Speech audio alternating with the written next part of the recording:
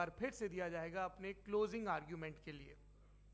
और उसके बाद जो इस बहस के लिए सबसे ज़रूरी चीज़ है कि आप और हम और इंटरनेट पर देख रहे लाखों करोड़ों लोग, उनके सवाल जवाब होंगे। तो आप लोग जो यहाँ मौजूद हैं, आपके हम कुछ सवाल लेने की कोशिश करेंगे।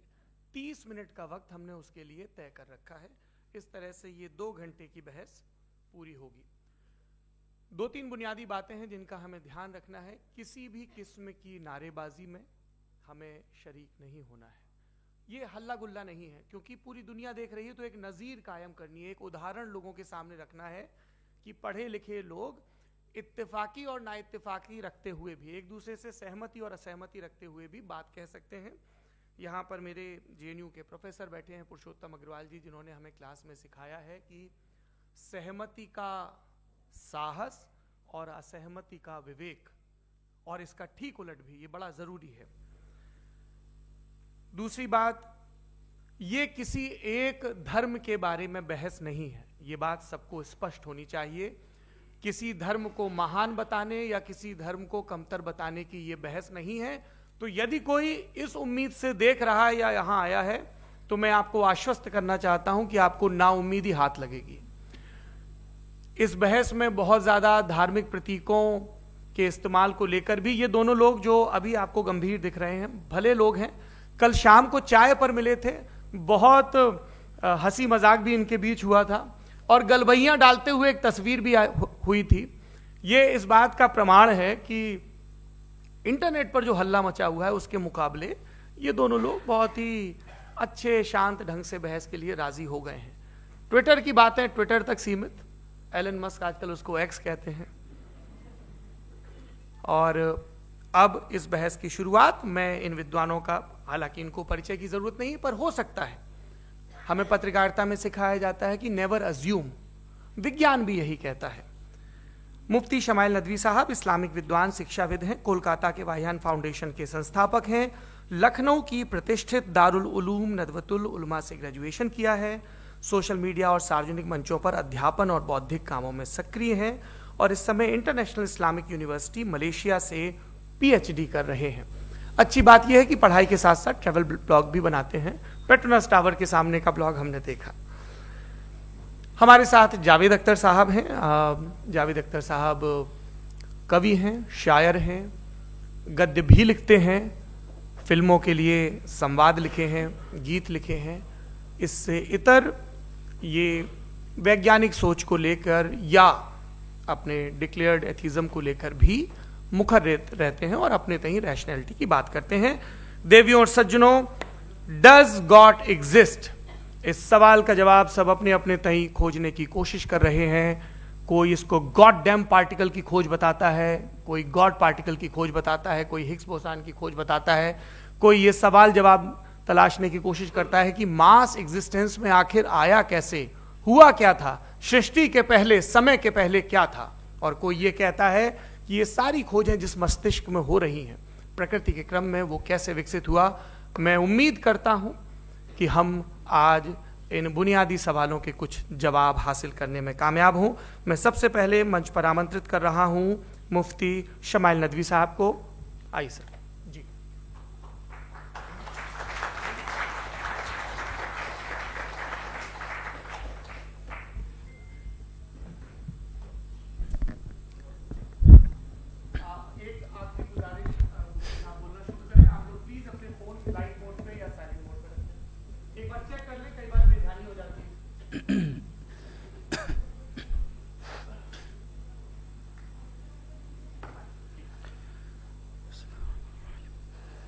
तमाम तारीफ़ें उस क्रिएटर के लिए जिसने इस यूनिवर्स को एक मकसद के तहत पैदा किया है। रिस्पेक्टेड जनाब जावेद अख्तर साहब, मिस्टर सौरभ द्विवेदी और respected audience, thank you all for being here today. आज की डिबेट में चूंकि हम बात करने वाले हैं डज गॉड एग्जिस्ट के टॉपिक पर, तो ये एक ऐसा टॉपिक है जिसके मुताल्लिक कोई भी डिसीजन लेने के लिए अलग अलग स्टैंडर्ड्स हो सकते हैं। लिहाजा डिबेट के शुरू में यह ज़रूरी है कि हम ये जान लें कि आज के इस टॉपिक में कौन सा स्टैंडर्ड सही होगा और कौन सा गलत होगा। सबसे पहला स्टैंडर्ड जिसे मैं समझता हूं कि हमारे रिस्पेक्टेड जनाब जावेद अख्तर साहब बड़ी तेजी के साथ उसकी तरफ लपकेंगे, वो है साइंस। जबकि साइंस दर हकीकत खुदा के एग्जिस्टेंस को डायरेक्टली साबित करने या उसके एग्जिस्टेंस को डिनाई करने के लिए स्टैंडर्ड नहीं बन सकती। और उसकी वजह क्या है, ये मैं नहीं कह रहा, ये वो लोग कह रहे हैं जो साइंस के एक्सपर्ट्स हैं। नेशनल एकेडमी ऑफ साइंस कहती है science doesn't have the processes to prove और disprove the existence of God. Why? क्योंकि साइंस का ताल्लुक एम्पेरिकल एविडेंस से है और एम्पेरिकल एविडेंसेस का ताल्लुक हमारे नेचुरल और फिजिकल वर्ल्ड से है, जबकि गॉड नॉन फिजिकल और सुपर नेचुरल रियलिटी है। लिहाजा नॉन फिजिकल रियलिटी को आप उस टूल के साथ नहीं चेक कर सकते जिसका काम फिजिकल रियलिटी को तलाश करना है। लिहाजा आज इस डिबेट में गॉड की एग्जिस्टेंस को साबित करने या उसे डिनाई करने में साइंटिफिक एविडेंस को एक्सेप्ट नहीं किया जाएगा। दूसरा स्टैंडर्ड हो सकता है रेविलेशन, कि रेविलेशन के जरिए हम यह साबित करें कि गॉड एग्जिस्ट करता है या नहीं। लेकिन यह स्टैंडर्ड भी आज इररेलेवेंट है। क्यों? क्योंकि रेविलेशन मेरे नजदीक सोर्स ऑफ नॉलेज है, वैलिड सोर्स ऑफ नॉलेज है, लेकिन हमारे जावेद अख्तर साहब के नजदीक यह वैलिड सोर्स ऑफ नॉलेज नहीं है। लिहाजा आज की डिबेट में मैं एक भी एविडेंस किसी भी मजहबी स्क्रिप्चर से नहीं दूंगा ताकि जावेद अख्तर साहब के लिए वो अनएक्सेप्टेबल ना हो। तीसरा जो मेयार हो सकता है वो है ऑब्जर्वेशन, कि भाई कोई कहे कि हमें खुदा दिखाओ, अगर है तो दिखाओ, या ये कि खुदा के एग्जिस्टेंस पर एम्पेरिकल एविडेंस दो, तो ये है दर हकीकत गलत टूल का इस्तेमाल करना। ये ऐसा ही है कि जावेद साहब मुझसे ये मुतालबा करें कि मुफ्ती साहब आप मेटल डिटेक्टर के जरिए प्लास्टिक डिटेक्ट करके दिखाएं। अब चूंकि प्लास्टिक डिटेक्ट नहीं हो पा रही है लिहाजा plastic does not exist. No, you are using the wrong tool.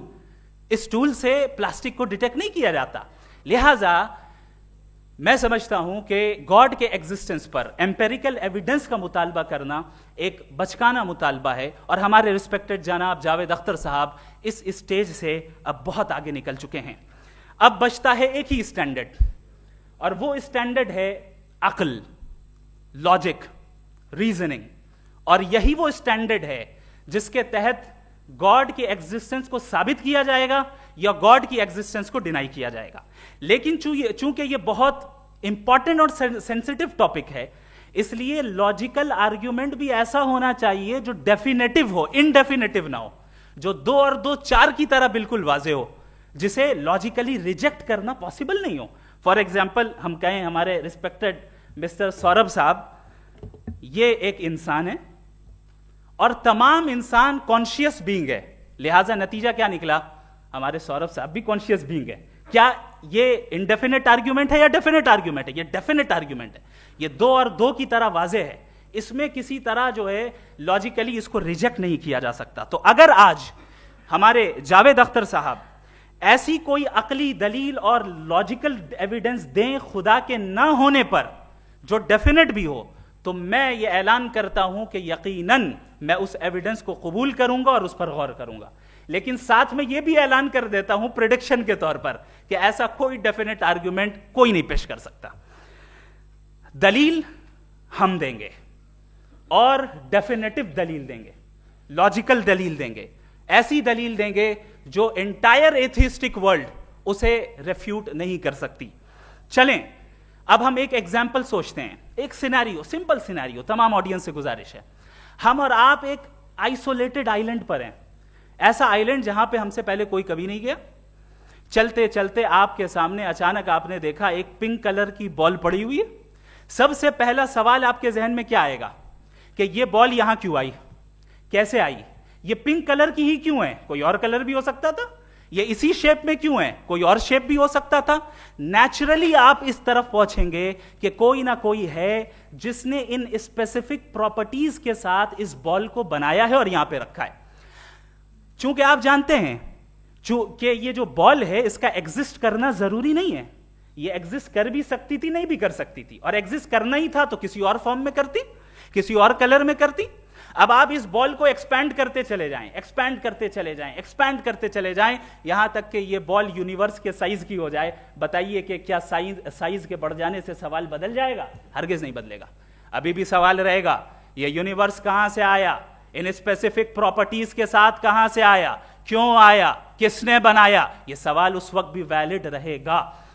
लेकिन ये सवाल अगर हम जनाब जावेद अख्तर साहब से करें तो चूंकि इनका वर्ल्ड व्यू एथिस्टिक है, और सिर्फ इनका नहीं, मतलब जितने भी एथिस्ट हैं और एथिस्टिक वर्ल्ड व्यू को रखने वाले से अगर आप ये सवाल करें कि ये यूनिवर्स कहां से आया, तो इनका जवाब या तो आर्ग्यूमेंट फ्रॉम इग्नोरेंस होगा या डॉगमेटिक होगा।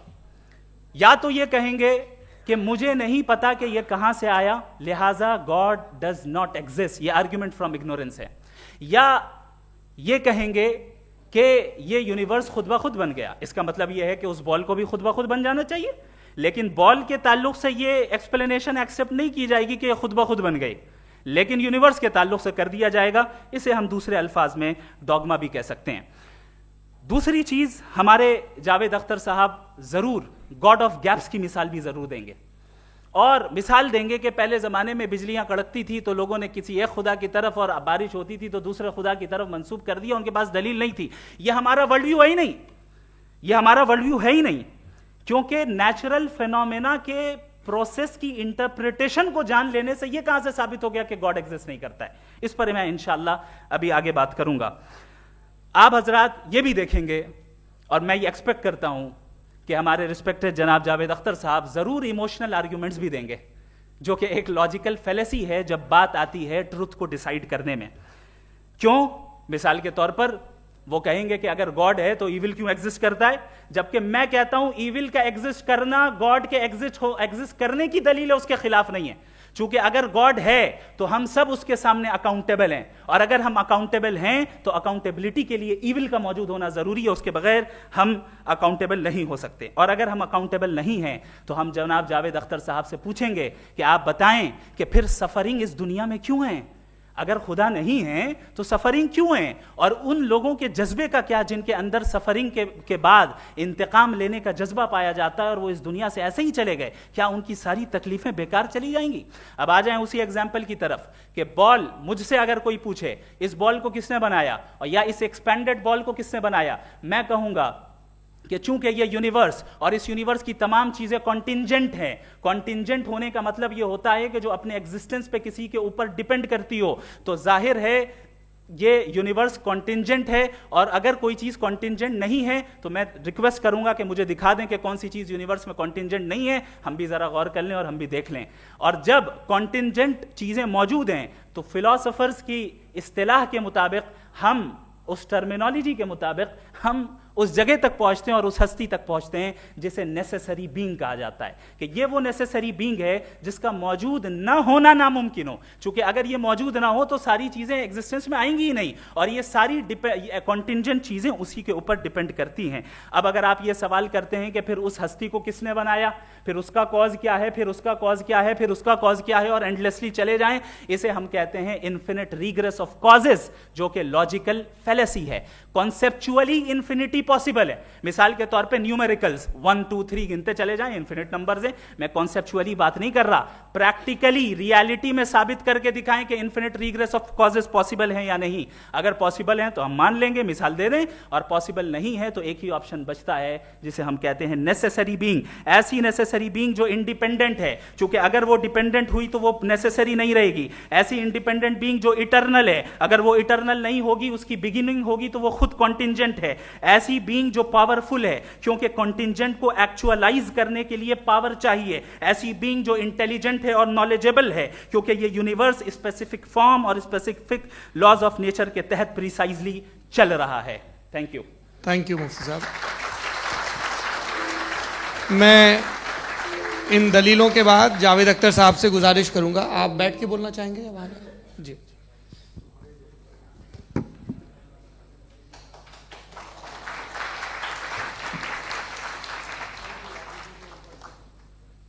पहले तो मैं मुफ्ती साहब को एक अच्छी खबर देना चाहूँगा कि मेरी नॉलेज साइंस के बारे में बड़ी मामूली है, तो आप फिक्र ना करें उसकी, लेकिन कुछ कॉमन सेंस है मुझ में। देखिए, ये खुदा का तस्वुर कोई नया तस्वुर नहीं है, ये सदियों से रहा है। ये कुछ रिलीजन 3000 साल पुराने होंगे, 4000 साल पुराने होंगे, लेकिन इंसान कोई 10,000 12,000 साल से एग्जिस्ट करता है होमोसेपियन की शक्ल में, और हमेशा कुछ ना कुछ मज़हब रहे। ये मज़हब जाहिलों के नहीं थे, ये मज़हब एक ऐसी ग्रीक सोसाइटी के थे जहाँ बड़े बड़े फिलोसफर्स पैदा हुए। ये मज़हब इजिप्शियंस के थे जिन्होंने पिरामिड्स बनाए थे। ये रोमन्स के थे कि जिनका आर्किटेक्चर और सेनेट यानी पहली बुनियाद डेमोक्रेसी की लिमिटेड थी, मगर डेमोक्रेसी थी, ये उन लोगों ने किए थे। तो इनका जो जुपिटर था, रा था, ज़्यूस था, उन्हें उस पर इतना ही एतमाद था जितना आज किसी मजहबी आदमी को अपने खुदा पे होगा। क्रिश्चियनिटी आने से पहले यूरोप में एक मज़हब था जर्मेनिक रिलीजन। उसका एक खुदा था, उसकी एक बीवी थी, उसके 2 बेटे थे, एक बेटी थी। फिर जर्मनी में जब यूरोप में क्रिश्चियनिटी आई तो वो खुदा, उसकी बीवी और पूरे ख़ानदान चला गया। तो हमने, अगर हम हिस्ट्री देखें तो खुदा जो है वो ज़्यादातर फ़नी है, वो हमेशा रहे नहीं। और वो जो लोग इन्हें मानते थे उनको आप कहें वो तो जाहिल थे, उन्हें तो कुछ पता ही नहीं था, ऐसा नहीं है। वो अपने वक्त में बड़े काबिल लोग थे और अपने वक्त में उन्होंने बड़े बड़े काम किए हैं, फिलोसफर्स थे, साइंटिस्ट थे, लेकिन उनका मज़हब कहाँ गया, उनके खुदा कहाँ गए? आज जो खुदा हैं दुनिया में लोग उन्हें मानते हैं। आपको क्या मालूम कि कितने बरसों के बाद क्या होने वाला है? हम यूरोप में देखते हैं तो चर्च खाली हैं। तो वक्त के साथ चीज़ें बदलती हैं। जहाँ तक इसका ताल्लुक़ है मज़हबों का, हर मज़हब आपसे एक चीज़ मांगता है, फेथ। ये फेथ क्या चीज़ होती है? What is the difference between faith and belief? ये तो बहुत ही अहमकाना बात होगी कि कोई आदमी कहे साहब अगर खुदा है तो मुझे दिखाइए। ये तो जाहिलाना बात हुई। मैंने तो नॉर्थ पोल नहीं देखा है, मगर मैं मानता हूँ कि नॉर्थ पोल है। मैं क्यों मानता हूँ? इसलिए कि अगर ये दुनिया राउंड है तो उसका कोई टॉप होगा। कुछ लोग हैं जो वहाँ गए भी हैं, कॉमन सेंस कहता है कि ऐसा होगा, सबूत है, गवाह है, रीज़न है। तो ये मेरा फेथ नहीं है। तो फेथ में और बिलीफ में डिफरेंस क्या है? जो मजहब मांगता है आपसे, हर मजहब फेथ मांगता है। फेथ का मतलब ये है कि ना कोई गवाह हो, ना कोई सबूत हो, ना कोई रैशनल हो, ना कोई लॉजिक हो, ना कोई प्रूफ हो, मगर तुम एक बात को मानो। ये है फेथ। वरना बिलीफ होता। अगर इसमें कुछ भी सबूत होते, गवाह होते, तो फिर इसे आप बिलीफ कहते हैं। जैसे मेरा बिलीफ है कि नॉर्थ पोल है, मेरा फेथ थोड़ी है। फेथ इन तमाम शर्तों को रद्द करता है। तो फिर स्टुपिडिटी क्या है? अगर मैं एक बात ऐसी मानूं जिसकी ना कोई लॉजिक है, ना कोई रैशनल है, ना कोई प्रूफ है, ना कोई गवाह है, ना कोई सबूत है, और मैं उसे मानूं, तो ये स्टुपिडिटी हुई।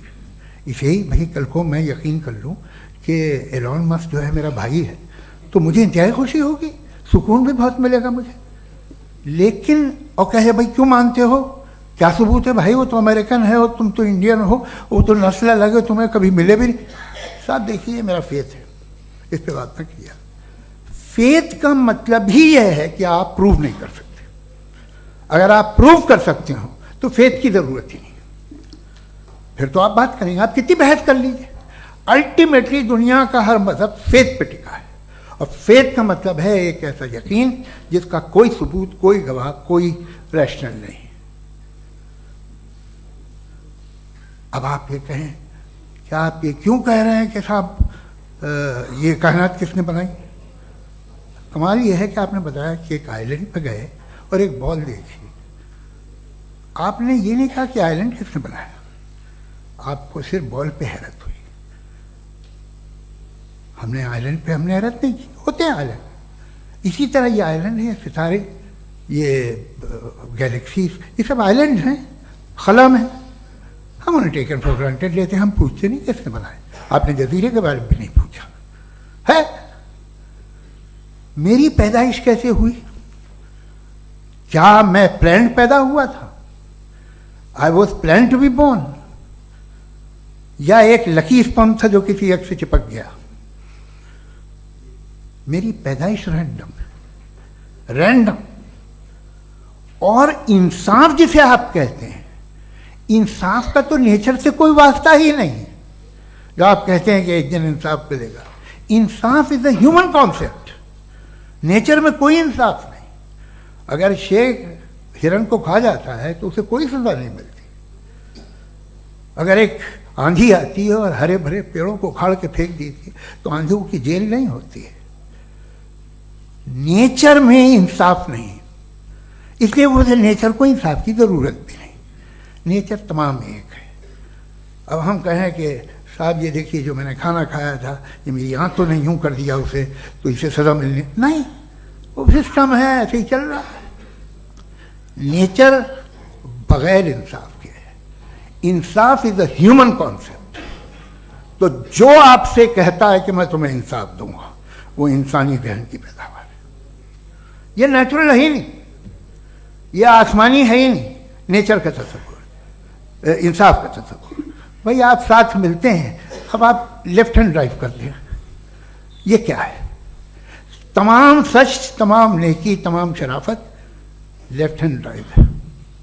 वरना क्या होगा, या तो आप क्रॉस कर देंगे, आपका एक्सीडेंट हो जाएगा, या आप किसी को मार देंगे, या ट्रैफिक जैम हो जाएगा। झूठ, बेईमानी, रिश्वतखोरी, ये तमाम जो है driving on the wrong side है। इसके ऊपर कुछ नहीं। ये तो हमने बनाया, जैसे हमने लेफ्ट हैंड ड्राइव बनाई है। ये कॉन्सेप्ट ऑफ इंसाफ जो है ये हमारा है, इसका नेचर से कोई वास्ता नहीं। शेर खा जाता है हिरन को, उसे जेल होती है क्या? कुछ भी नहीं है ही नहीं। तो ये जो दुनिया के रिलीजन प्रॉमिस करते हैं आपसे इंसाफ, इसी से मालूम होता है कि ये मैन मेड है। ये तसव्वुर कहीं और का है ही नहीं। जो नेचर है, कुछ लोग कहते हैं नेचर ही खुदा है, तो नेचर में तो इंसाफ नहीं कहीं। और आप वादा कर रहे हैं कि तुम्हें मरने के बाद इंसाफ मिलेगा। मुझे अगर मिलेगा तो मैं बहुत खुश होऊंगा, लेकिन मैं यकीन नहीं कर पाता हूं, इसलिए कि मैं फेथ नहीं पैदा कर सकता। The very fact that religions demand faith, इसका मतलब है कि उनके पास जस्टिफिकेशन नहीं है। अच्छा था, फिर रिलीजन अगर मॉडरेशन में है, कोई सा भी नहीं, वो आप में कुछ खूबियां भी पैदा करता होगा। देखिए उससे ये फ़ायदा है, वो फ़ायदा है। अल्कोहल जो है वो ज़्यादातर दवाओं में यूज़ होती है, और एक सर्वे किया गया था अमेरिका में कि लॉन्जिटिविटी किन लोगों की है। तो एक तरफ वो लोग थे जो शराब पीते ही नहीं थे, और एक तरफ वो थे जो एक बोतल शराब रोज़ पीते थे। सबसे ज़्यादा लंबी उम्र उनकी है जो 2 पैक नाप के शराब पीते और खाना खाते हैं। मगर हम शराब को बुरा समझते हैं, मैं भी बुरा समझता हूँ। क्यों? ऐसा होता नहीं। कुछ चीज़ों में आदत होती है कि वो बढ़ती है। आज तक में एक आदमी दूध पीता है, आप 10 साल बाद भी मिलेंगे तो एक ही गिलास पीता होगा। ऐसा नहीं होता, सुबह से दूध पीता रहता है। मिल्कोहलिक मैंने नहीं देखे, अल्कोहलिक होते हैं। ये टेंडेंसी है मजहब की कि वो बढ़ता है, जैसे कैंसर बढ़ता है, जैसे शराब बढ़ती है। कुछ लोग होंगे जो उसे सही तरह से यूज़ करते हैं। मुझे यकीन है कि हमारे मुफ्ती साहब भी उनमें से एक हैं, इनसे बहुत खुशी हुई मुझे इनसे मिलकर। लेकिन कितने लोग हैं कि आज आप देखते हैं दुनिया में जो तबाहियाँ हैं, इनमें कितना हाथ है उन लोगों का जो बिलीवर कहते था मजहब ये नहीं कहता, ना कहता होगा, मगर जब ये मजहब पीते हैं तो ऐसे बिहेव करते हैं। थोड़ा सा अगर हो तो शायद बहुत अच्छी बात, लेकिन शराब थोड़ी सी नहीं रहती, उसमें टेंडेंसी है। पहले थोड़ा सा अगर 2-3 कैंसर के सेल हो ना बॉडी में तो आदमी स्लिम रहेगा, लेकिन वो 2-3 सेल नहीं रहते, वो मल्टीप्लाई होते हैं। जावेद साहब टाइम पूरा हो गया। टाइम हो गया, तो बस बात खत्म हो गई। अच्छा, मुझे कुछ और कहने को था भी नहीं। जी, मैं पहले जवाबी दौर के लिए इनवाइट कर रहा हूं मुफ्ती साहब को। Your rebuttal round 1, you have 7 minutes.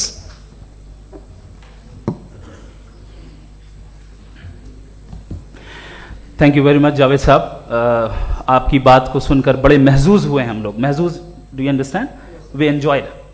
Okay, अब थोड़ा सा लॉजिकली उसको हम लोग देखते हैं। दरअसल हम लोगों ने कल गुजारिश की थी मुफ्ती साहब से भी, जावेद साहब से भी, कि हिंदुस्तानी जबान आम फहम सबको समझ में आ जाए और जहां कहीं आप मुश्किल शब्द इस्तेमाल करें वहां बताते भी चलें। Thank you. तो सबसे पहले हमारे रिस्पेक्टेड जावेद साहब ने हवाला दिया कि खुदा फानी है। कितने मजहब आगे चले गए, किसी ने जुपिटर को खुदा माना, किसी ने किसी को माना। मैं कहता हूं जिसने कॉन्टिंजेंट चीज को खुदा माना, गलत माना, वो खुदा ही नहीं, वो खुदा ही नहीं है।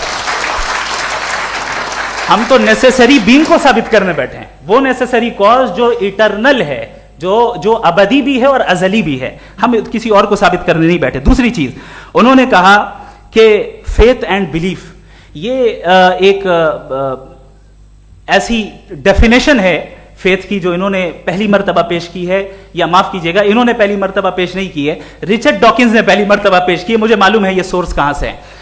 एपिस्टेमोलॉजिकली फेथ और बिलीफ का फर्क आप इस तरह नहीं कर सकते सर। फेथ सही भी होता है, गलत भी होता है, बिलीफ सही भी होता है, गलत भी होता है। जो लॉजिक, रीजन और एविडेंस से बैक्ड होगा वो फेथ सही होगा। और आप जिस फेथ की बात कर रहे हैं कि इलॉजिकल है और उसके पीछे नहीं है, तो we are on the same page.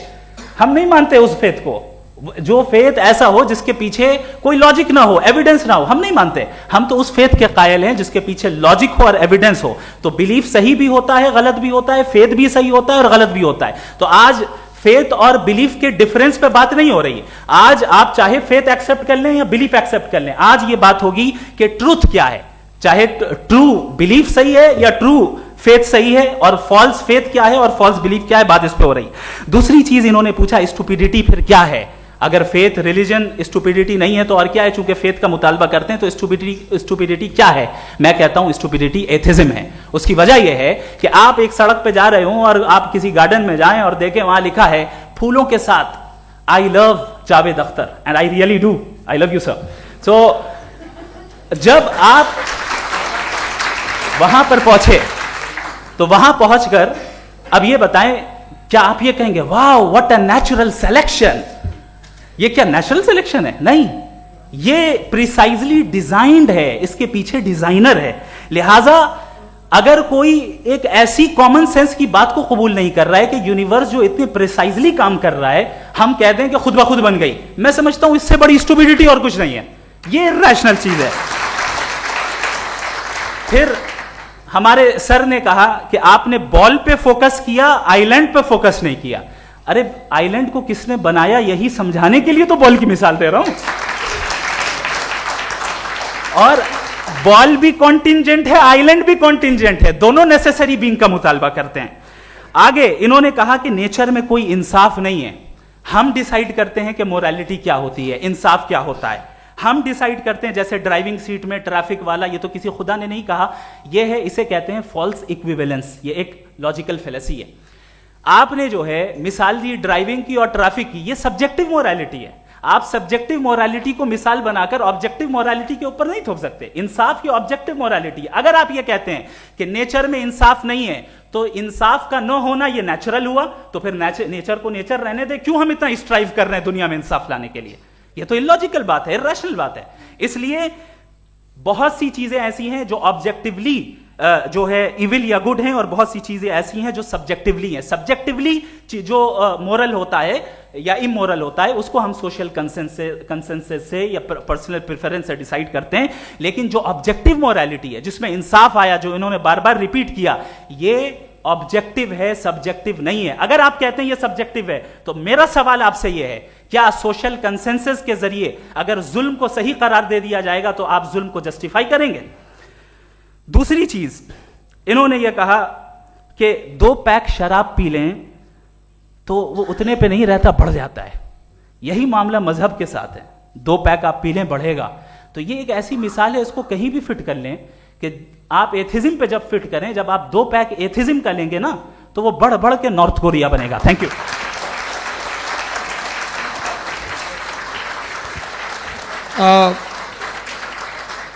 First round के रिबटल के लिए मैं जावेद साहब को इनवाइट कर रहा हूं। आपके पास 7 मिनट का वक्त है, रीसेट कर दीजिएगा प्लीज।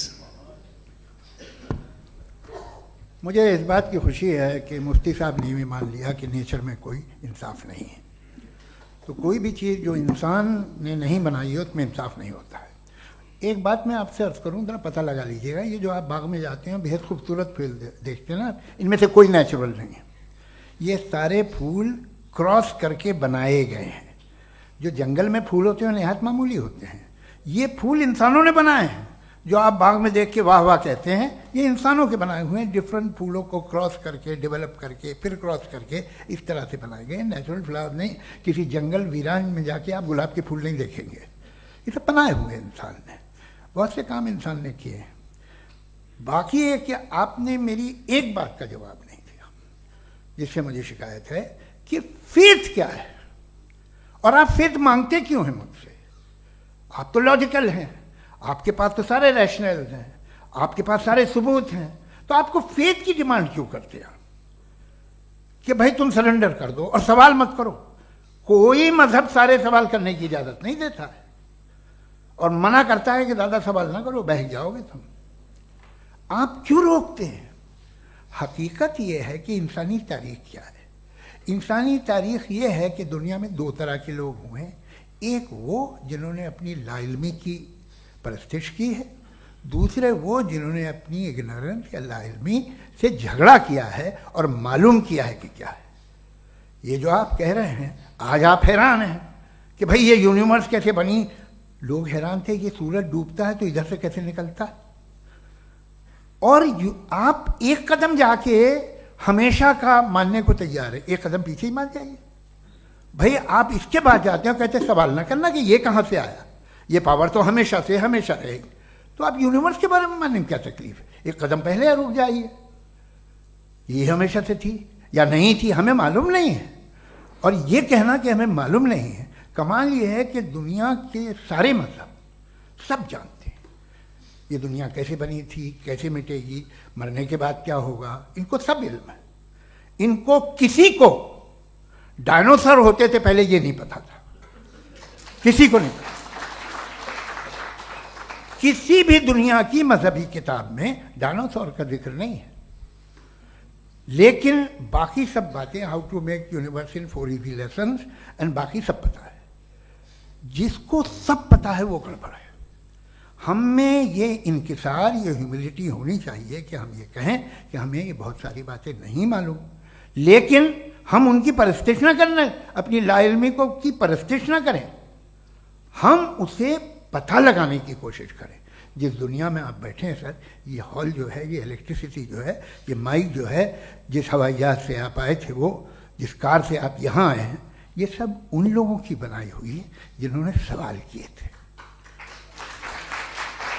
ये दुनिया जिसमें आप आज आराम से हैं, ये उन लोगों की बनाई है कि जिन्होंने सवाल किए थे। और हर स्टेज पे इन सवालों को मकरूह कहा गया था, गलत कहा गया था। आप जरा तारीख पढ़िए, एक बड़ी दिलचस्प किताब है बर्ट्रैंड रसेल की, जिसमें उसने रिलीजन एंड साइंस कि कब से रिलीजन जो है साइंस के अगेंस्ट है।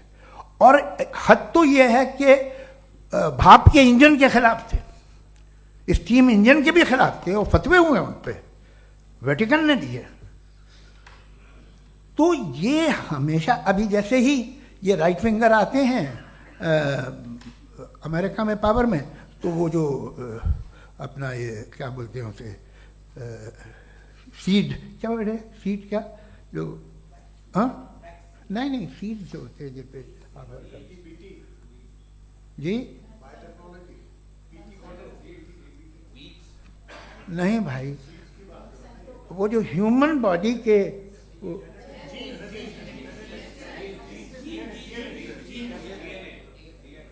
उस पर रिसर्च बंद हो जाती है, रिपब्लिकन नहीं करने देते। अरे भाई इतना डर क्या है तुम्हें? एक ज़माने में बहुत नाराज़ थे ये सारे मजहबी लोग कि ये इंसान तो इंसान बनाने की कोशिश कर रहा है। आपको क्या तकलीफ भाई, बना ले तो बना लेने दो, ये खौफ क्या है?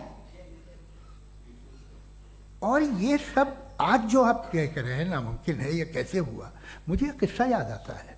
जब मैं 6ठी क्लास में था तो मैं मैथमेटिक्स में बहुत वीक था, तो एक टीचर रख दिया गया, उसने 1 2 3 4 5 6 7 तो सिखा दिया मुझे। वो दिन मैं भूल नहीं सकता हूँ मुफ्ती साहब, जिस दिन उसने ये बताया कि 1/2 क्या होता है और 3/4 क्या होता है, मुझे ऐसा लगा कि मेरा सर बीच से फट जाएगा।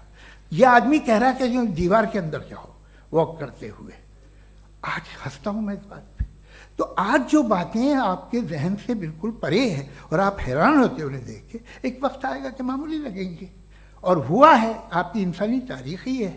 इतनी जल्दी सारे फैसले आप मत कर लीजिए, थोड़ा ये ह्यूमिलिटी रखिए कि भाई ये हमें नहीं मालूम।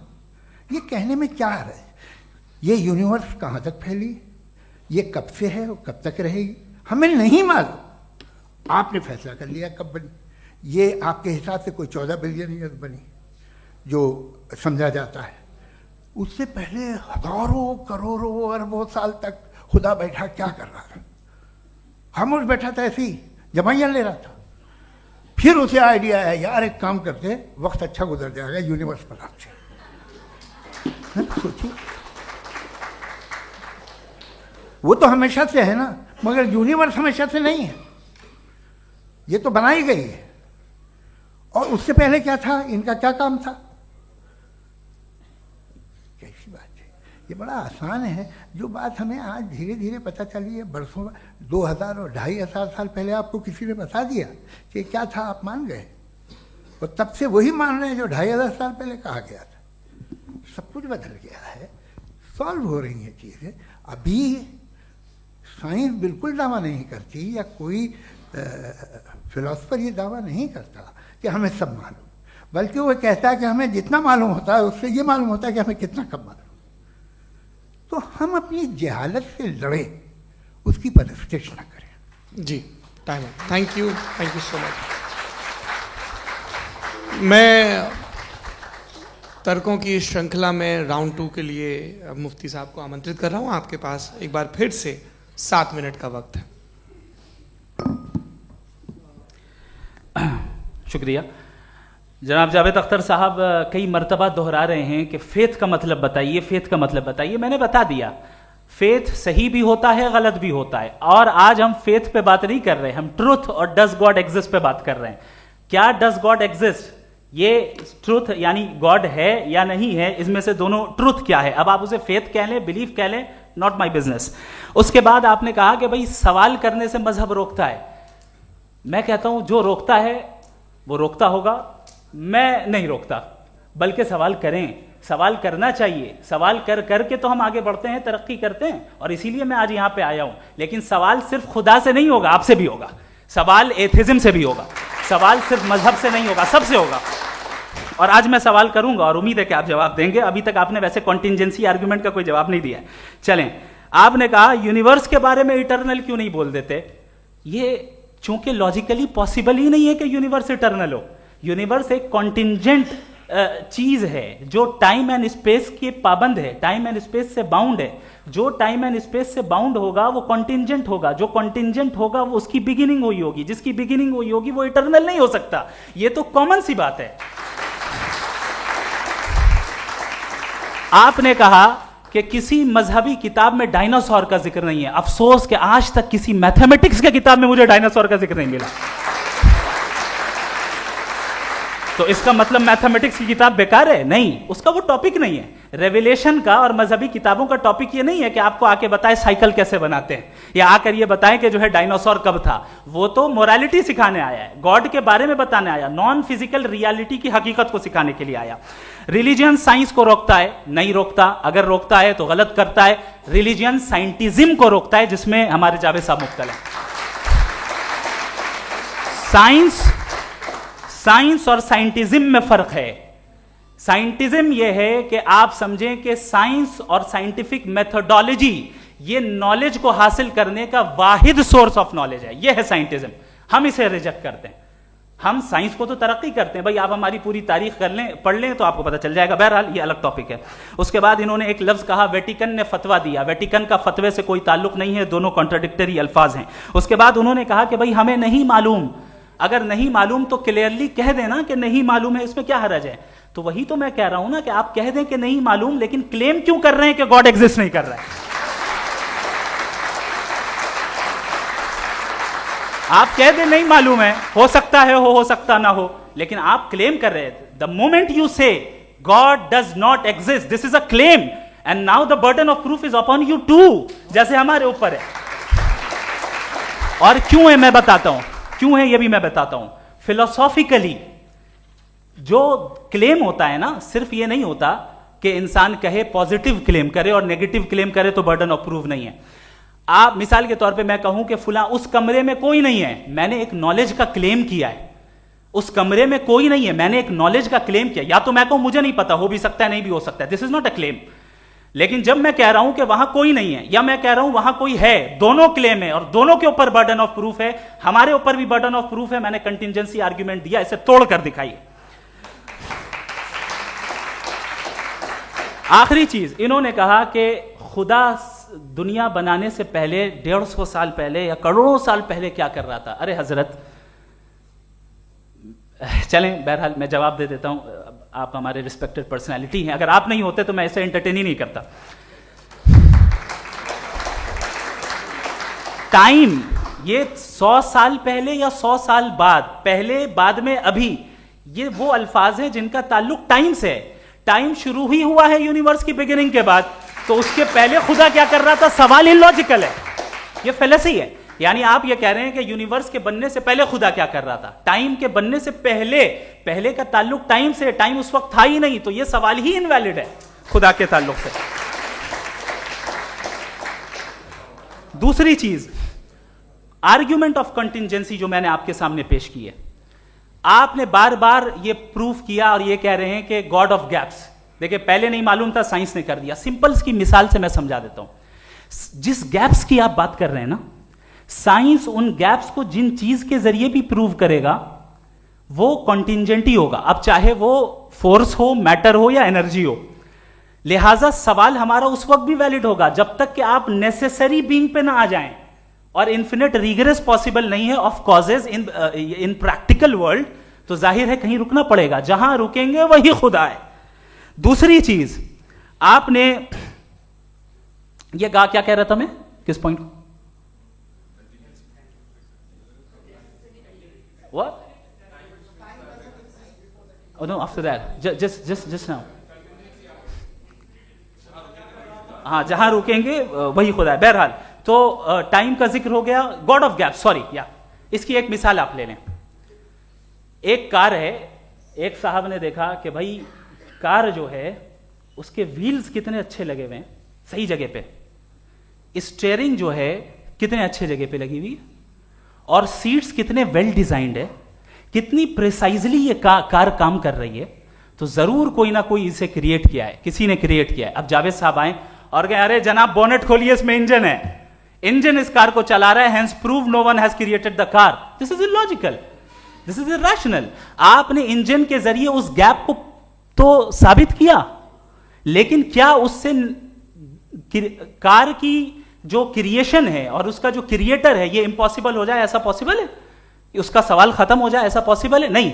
आपने गैप्स को फिल करके, कॉन्टिजेंट चीजों से गैप्स को फिल करके हमारे ऑब्जर्वेशन को और ब्रॉड कर दिया। अब हमें और पता चल गया कि ये जो कार है इसका सिस्टम कितना ज्यादा कॉम्प्लेक्स है। पहले कम समझते थे, अब कॉम्प्लेक्सिटी और ज्यादा वाजे हो गई। अब हमें समझ में आ रहा है कि हमारी सर्टेनिटी और बढ़ गई कि जरूर इस कार को किसी ना किसी ने बनाया। यही मामला यूनिवर्स का है। साइंस हमेशा फिजिकल वर्ल्ड की चीजों को ही फिल करती जाएगी और फिजिकल चीजों से ही करती जाएगी, चूंकि एम्पेरिकल एविडेंस का ताल्लुक फिजिकल वर्ल्ड से है। आप साइंस के जरिए मेटाफिजिकल रियलिटी को कभी साबित नहीं कर सकते। ये रॉन्ग टूल का इस्तेमाल करना है। ये वही काम है कि आप मेटल डिटेक्टर से प्लास्टिक डिटेक्टर करने चलें, जो कि जाहिर है सही नहीं है। Thank you.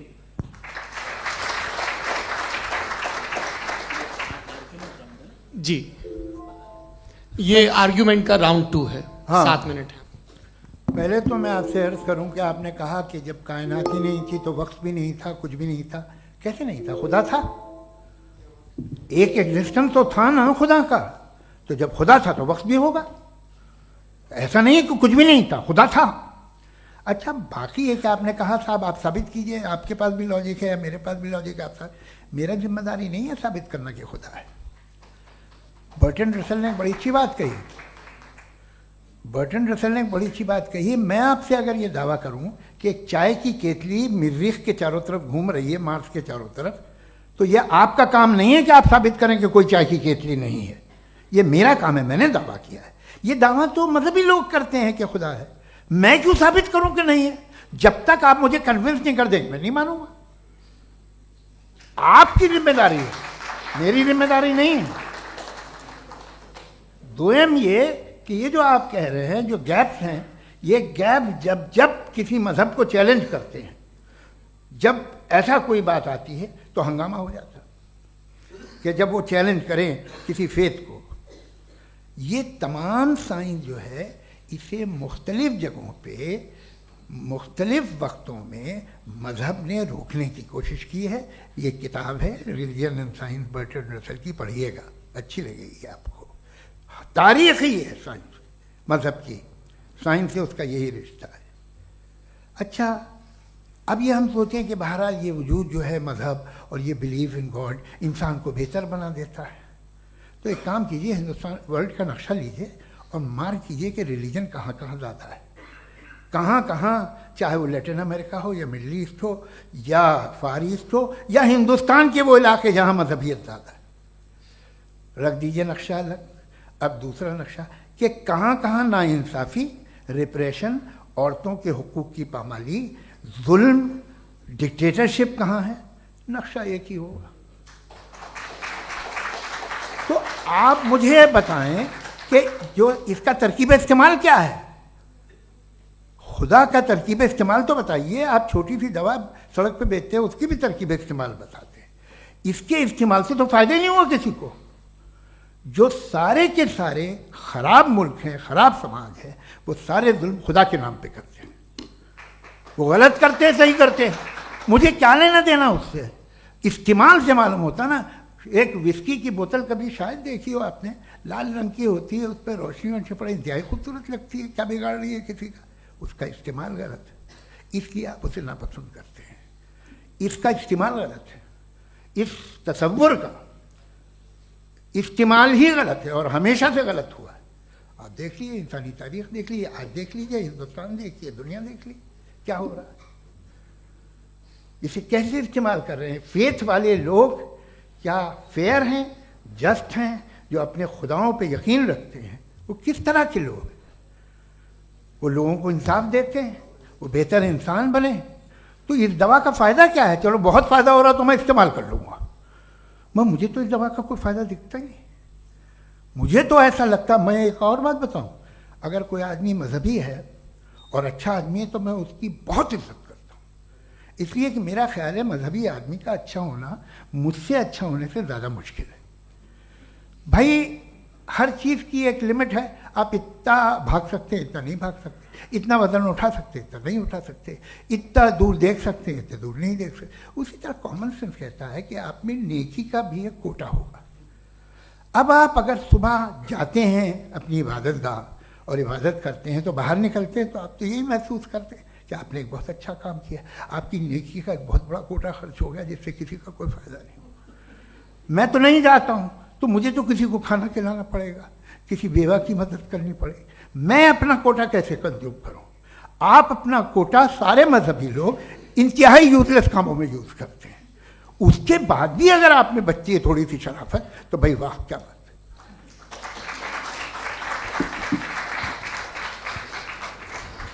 है। एक तो मुझे ये बात बहुत अच्छी लग रही है कि दोनों ही विद्वान समय को मानते हैं और बहुत समय से अपनी दलीलें और बाज़ दफ़ा समय से पहले अपनी तकरीरें पूरी करके अपनी अपनी कुर्सी पर बैठ रहे हैं।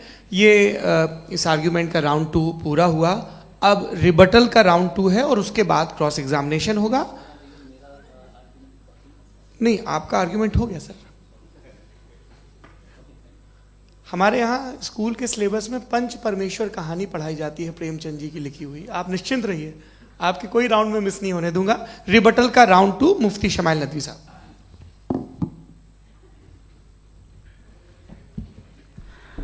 असल में जो हकीकी प्रॉब्लम है, असल प्रॉब्लम है, वो ये है कि जावेद साहब के पास कॉन्सेप्ट ऑफ गॉड क्लियर नहीं है। इन्होंने कहा कि कायनात से पहले खुदा तो था, तब भी तो टाइम होगा। ये कायनात का हिस्सा है। हम उस खुदा को मानते हैं, नेसेसरी बीइंग का टाइमलेस होना जरूरी है, चूंकि वो टाइम का क्रिएटर है। जब उसने टाइम को क्रिएट किया तो वो खुद टाइम पे कैसे होगा? उसने जब स्पेस को क्रिएट किया तो खुद स्पेस में कैसे होगा? अगर वो टाइम एंड स्पेस को पहले से ही उसका पाबंद है तो फिर किस चीज को उसने क्रिएट किया? लिहाजा ये सवाल गलत है कि खुदा था तो टाइम होगा। बिल्कुल नहीं, टाइम के पाबंद हम है, खुदा नहीं है। हम फिजिकल वर्ल्ड से ताल्लुक रखते हैं, वो मेटाफिजिकल रियलिटी है। दूसरी चीज इन्होंने मिसाल दी कि चाय की केतली हवा में घूम रही होगी, और पता नहीं शायद वो बर्टन रसल का उन्होंने हवाला दिया। बहरहाल यही प्रॉब्लम है। प्रॉब्लम यही है कि हम चीजों के दरमियान डिफरेंशिएट नहीं कर पाते हैं। ये जो आपने मिसाल दी ये इमेजिनेशन है, और मैं जो साबित कर रहा हूं वो लॉजिकल नेसेसिटी है। आप इमेजिन करने आए तो कुछ भी करें, जुपिटर में पिंक एलिफेंट होगा, यूनिकॉर्न होगा, करें, उससे कायनात पे क्या फर्क पड़ता है? उससे आप लॉजिकल नेसेसिटी साबित नहीं कर सकते। मैं तो उस प्राइम कॉज की बात कर रहा हूं, उस नेसेसरी बीइंग की बात कर रहा हूं जिसके बगैर इस कायनात का एग्जिस्टेंस मुमकिन नहीं है। दूसरी चीज, मजहब को साइंस चैलेंज करती है वगैरह वगैरह, ये हमारा टॉपिक ही नहीं है। मैं इस पे बात करूंगा तो फिर मेरा वक्त चला जाएगा। मजहब के ऊपर चूंकि हमारी डिस्कशन नहीं है, साइंस को मजहब और बिलखुसूस मैं और हमारा वर्ल्ड व्यू कम अज कम साइंस को पीछे नहीं करता है, साइंटिज्म की मजम्मत करता है। इसकी वजाहत मैंने पहले कर दी। दूसरी चीज इन्होंने कहा वर्ल्ड का नक्शा लीजिए, वर्ल्ड मैप लीजिए, दो अलग अलग जगह की। हजरत मैंने ये होमवर्क किया था, और मैंने मिडिल ईस्ट का एक नक्शा लिया और यूरोप का एक नक्शा लिया। ये मजहबी इलाका और ये लिबरल और एथीस्ट इलाका। मुझे पता चला कि सबसे ज्यादा रेप केसेस जो हैं वहां पर है।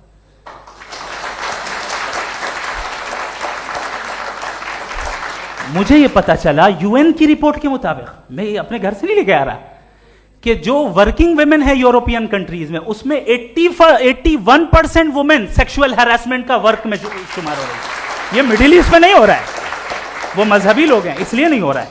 दूसरी चीज आपने ये कहा कि मजहबी आदमी का अच्छा होना हमारे अच्छे होने से बहुत मुश्किल है, बहुत मुश्किल है। तो इसका मतलब यह है कि गॉड के अलावा आपके पास अच्छे और बुरे का कोई स्टैंडर्ड है। मैं चाहूंगा कि कन्वर्सेशनल स्टाइल वाली डिस्कशन और सेगमेंट पे इसी पे बात कर लेते हैं। Thank you very much.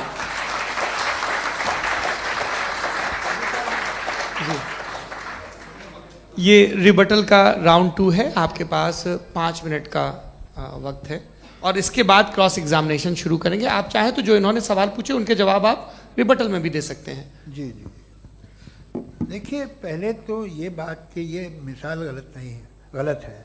इन्होंने पहले ही हमको डिसार्म कर दिया, कह लिया अकल से मामला सॉल्व नहीं हो सकता, लॉजिक से आप पहुंच नहीं सकते। ये एक मेटाफिजिकल चीज़ है। मेटाफिजिकल अजीब सा लफ्ज़ है, ठीक से किसी को माने नहीं मालूम इसके, तो ऐसा लगता है कुछ बड़ी चीज़ है।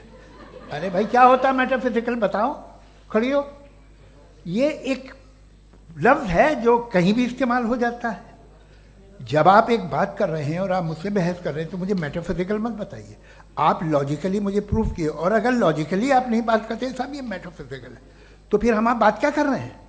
मेरा आपका किस ज़बान में कॉन्वर्सेशन होगा? और ये कहना कि वक्त पहले नहीं था, तो फिर क्यों कहते हैं ये हमेशा से और हमेशा रहेगा? हमेशा वक्त है, तो आप कैसे कहते हैं वो हमेशा से है और हमेशा रहेगा? हमेशा का मतलब है कोई वक्त, अगर वक्त ही नहीं है तो हमेशा कैसे? बाहर वो रहेगा। अब मैं ये देखता हूँ, आपने कहा ना कि वहाँ रेप ज़्यादा होते हैं, तो हम एक बात देखते हैं कि दुनिया जिस पे वो कादर मुतलक है, जिसकी मर्ज़ी के बगैर पत्ता भी नहीं हिलता, ओमनीपोटेंट है, ये दुनिया चल कैसे रही है? और इस दुनिया का हाल क्या है? 45,000 बच्चे जो 10 साल की उम्र से कम थे वो गाजा में मरे। भूख से काला हांडी में बच्चे मरते हैं और डिप्थेरिया से मरते हैं।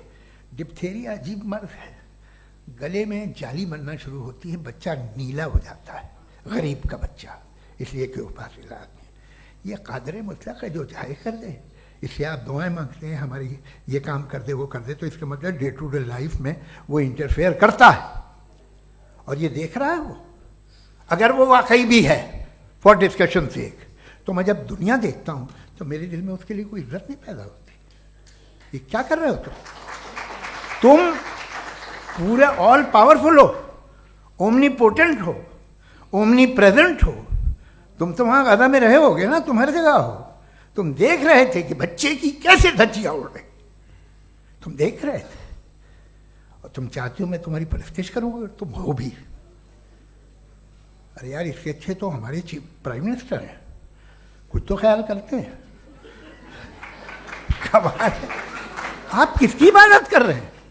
अगर वो है भी, ये दुनिया नाइंसाफी से, जुल्म से, जबर से, तशद्दुद से भरी हुई है। और आप ये मत कहिएगा कि वो देख रहा है और वो बताएगा एक दिन। अगर वो देख रहा है और इंटरफेयर नहीं करता तो आप दुआ क्यों मांगते? आप कहते हैं मेरा ये काम करा दे, इसके मतलब है वो दखल दे सकता है, वो आपको नौकरी दिलवा सकता है, भले दूसरे आदमी को न मिले, मगर आपका काम कर देगा चूंकि आपने दुआ मांगी है। तो जब वो आपको नौकरी दिला सकता है, लड़की की शादी कर सकता है, बेटे को ग्रीन कार्ड दिलवा सकता है, तो कम से कम ये जो मर रहे हैं बच्चे, इनको रोक दे, कुछ तो करे। मुझे तो दुनिया में, इस दुनिया का कोई मालिक है, इसका ओमनीपोटेंट कोई रूलर है, और ये दुनिया ऐसी चल रही है। मैं तो चाहूँगा कि भाई ना हो, अगर हो तो बड़ी शर्मिंदगी की बात है। शुक्रिया।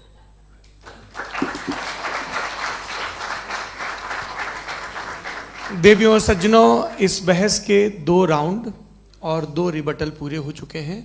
अब सबसे ज़रूरी और सबसे मुश्किल राउंड शुरू हो रहा है, क्रॉस एग्जामिनेशन का। अब इन विद्वानों की सज्जनता की एक परख भी होगी, और वक्त हमने 16 मिनट का तय किया है। पहला सवाल आप पूछना चाहेंगे? जी बिल्कुल। पहले बोले भी आप आप माइक ले लीजिएगा हाथ में, ये नीचे से ऑन किया। जी मैं बोलता हूँ, ये डायस हटा सकते हैं क्या हम थोड़ा क्विकली? डायस पीछे कर दीजिए बस थोड़ा सा, है, ताकि ये जो दाएं बाएं लोग बैठे हैं, इसे हटा ही दीजिए। अब हम वहाँ तो जाने वाले नहीं, आराम से आराम से। दोनों तरफ से हटा दीजिए।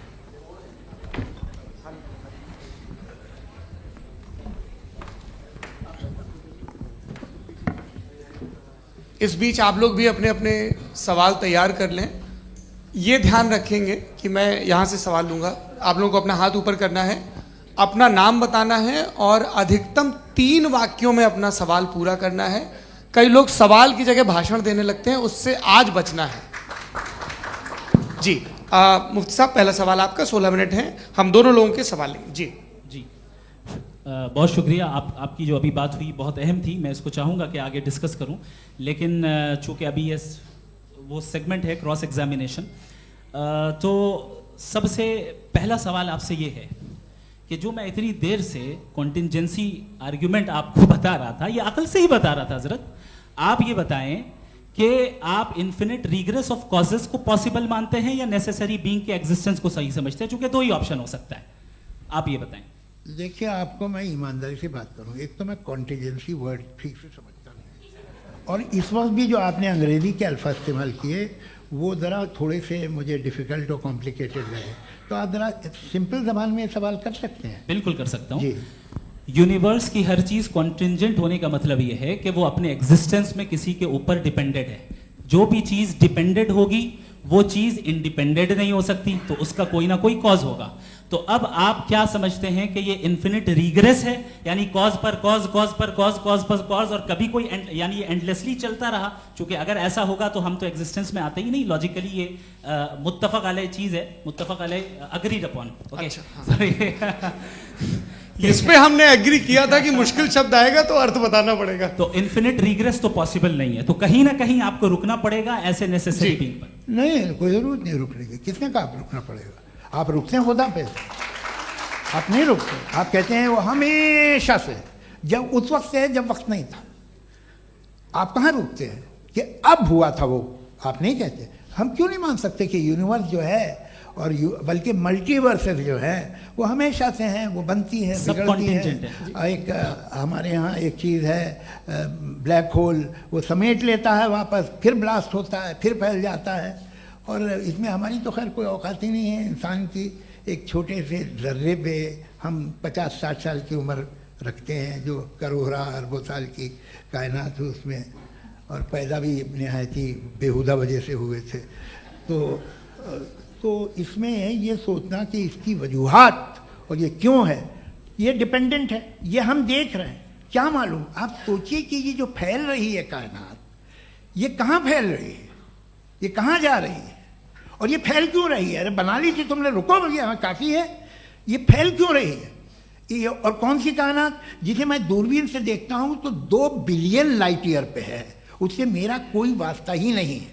2 बिलियन ईयर यानी अगर मैं 80,000 माइल्स पर सेकेंड से चलूँ तो 20 करोड़ साल में वहाँ पहुँच जाऊँगा। इसकी ज़रूरत क्या थी? ये दुनिया, ये कायनात तो इंसान अशरफुल मखलूक़ात के लिए बनाई गई ना। तो ये सब ये टर्म समझ में नहीं आया, इसमें कोई खास समझने वाली बात थी भी नहीं। ये जो अल्टीमेट कहा यह जाता है कि ये जो पूरी यूनिवर्स है, ये जो दुनिया है, ये इंसान के लिए बनाई गई। अच्छा, ये सब इंसान के लिए। क्यों साहब, सही है ना? बिल्कुल, लेकिन इसका ये मतलब नहीं कि किसी चीज के पीछे रीजन आपको नहीं पता तो रीजन नहीं है, इसे कहते हैं नहीं, from limited perspective। मुझे नहीं पता, लेकिन मेरी जिम्मेदारी नहीं है। वो बिल्कुल सही कहा था उसने, बर्टन रसल ने। आपने उसे मजाक में टाल दिया कि भाई आप एक दावा कर रहे हैं, मैं क्यों कहूं कि ये गलत है दावा? आप प्रूफ कीजिए, मेरे पे जिम्मेदारी ही नहीं है, मैंने थोड़ी कहा है। आप प्रूफ कीजिए कि ये सही है। आप आर्ग्यूमेंट ऑफ कंटिंजेंसी आप का जवाब कोई ही नहीं दे सवाल रहे हैं। पूछना चाहेंगे? है? आप सवाल पूछना चाहेंगे मुफ्ती साहब से? क्योंकि ये क्रॉस एग्जामिनेशन का दौर है। आप जैसे पहले बोल रहे थे फेथ को लेके कुछ, मैं ये पूछना चाहूँगा कि खुदा ने जो भी रेवोल्यूशन किए हैं, एक मज़हब के नहीं बहुत से मज़हबों में किए हैं, अलग अलग रेवोल्यूशन है। कहीं कुछ एक बातें हैं, कॉन्ट्रडिक्शन भी है आपस में, कहीं कुछ आप कर सकते हैं, कहीं कुछ नहीं कर सकते। ऐसा नहीं है कि सबकी कोड ऑफ मॉरल एक है। तो ये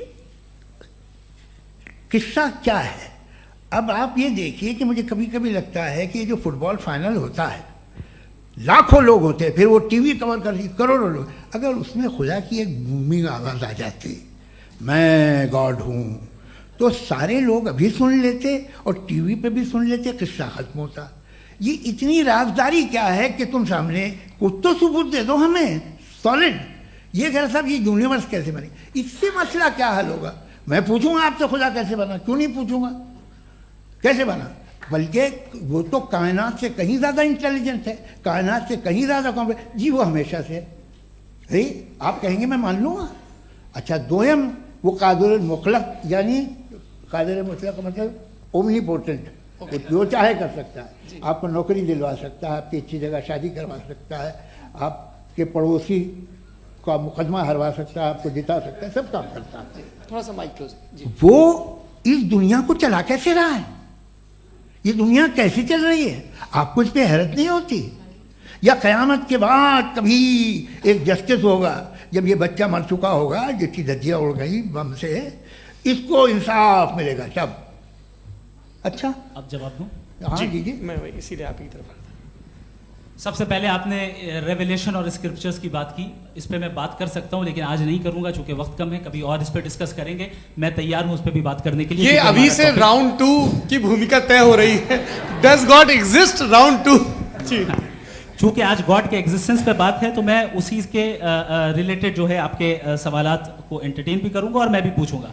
आपने कहा कि आपने साबित ही नहीं किया, जबकि आर्ग्यूमेंट ऑफ कॉन्टिजेंसी बुनियादी आर्ग्यूमेंट है। आप मुझे कॉन्टिजेंसी का मतलब बताइए, आपका मतलब क्या? कॉन्टिजेंसी कॉन्टिजेंसी का मतलब यह हुआ कि हर वो वजूद जो किसी भी चीज का पाबंद है, हर वो वजूद या हर वो चीज जो अपने एग्जिस्टेंस में किसी भी चीज के पाबंद है और उससे बाउंड है, उसको उसकी जरूरत है, उस पर डिपेंड करती है, तो जाहिर सी बात है कि उसका कोई ना कोई कॉज होता है। ये तो अक्ल की बात है, ये आप रीजनिंग की बात करते हैं, मैं वही कर रहा हूं। दूसरी चीज आपने ये बात कही कि इतने बिलियन लाइट ईयर्स दूर है, उसका मेरा क्या लेना देना। फिर मेरे ख्याल से आपको ये नहीं कहना चाहिए I think therefore I am an atheist. आपको सोचना चाहिए, सिर्फ आप एक लिमिटेड दायरे में रहकर नहीं सोचें, बल्कि बाहर निकलकर सोचें। आपने तीसरा सवाल किया, आपने 2-3 सवाल एक साथ। ऐसी बातें ना कीजिए, कुछ लोगों को इतराज हो जाएगा आप पे कि आप कुछ भी सोचिए, ये इजाज़त आपको है नहीं, मुझे है।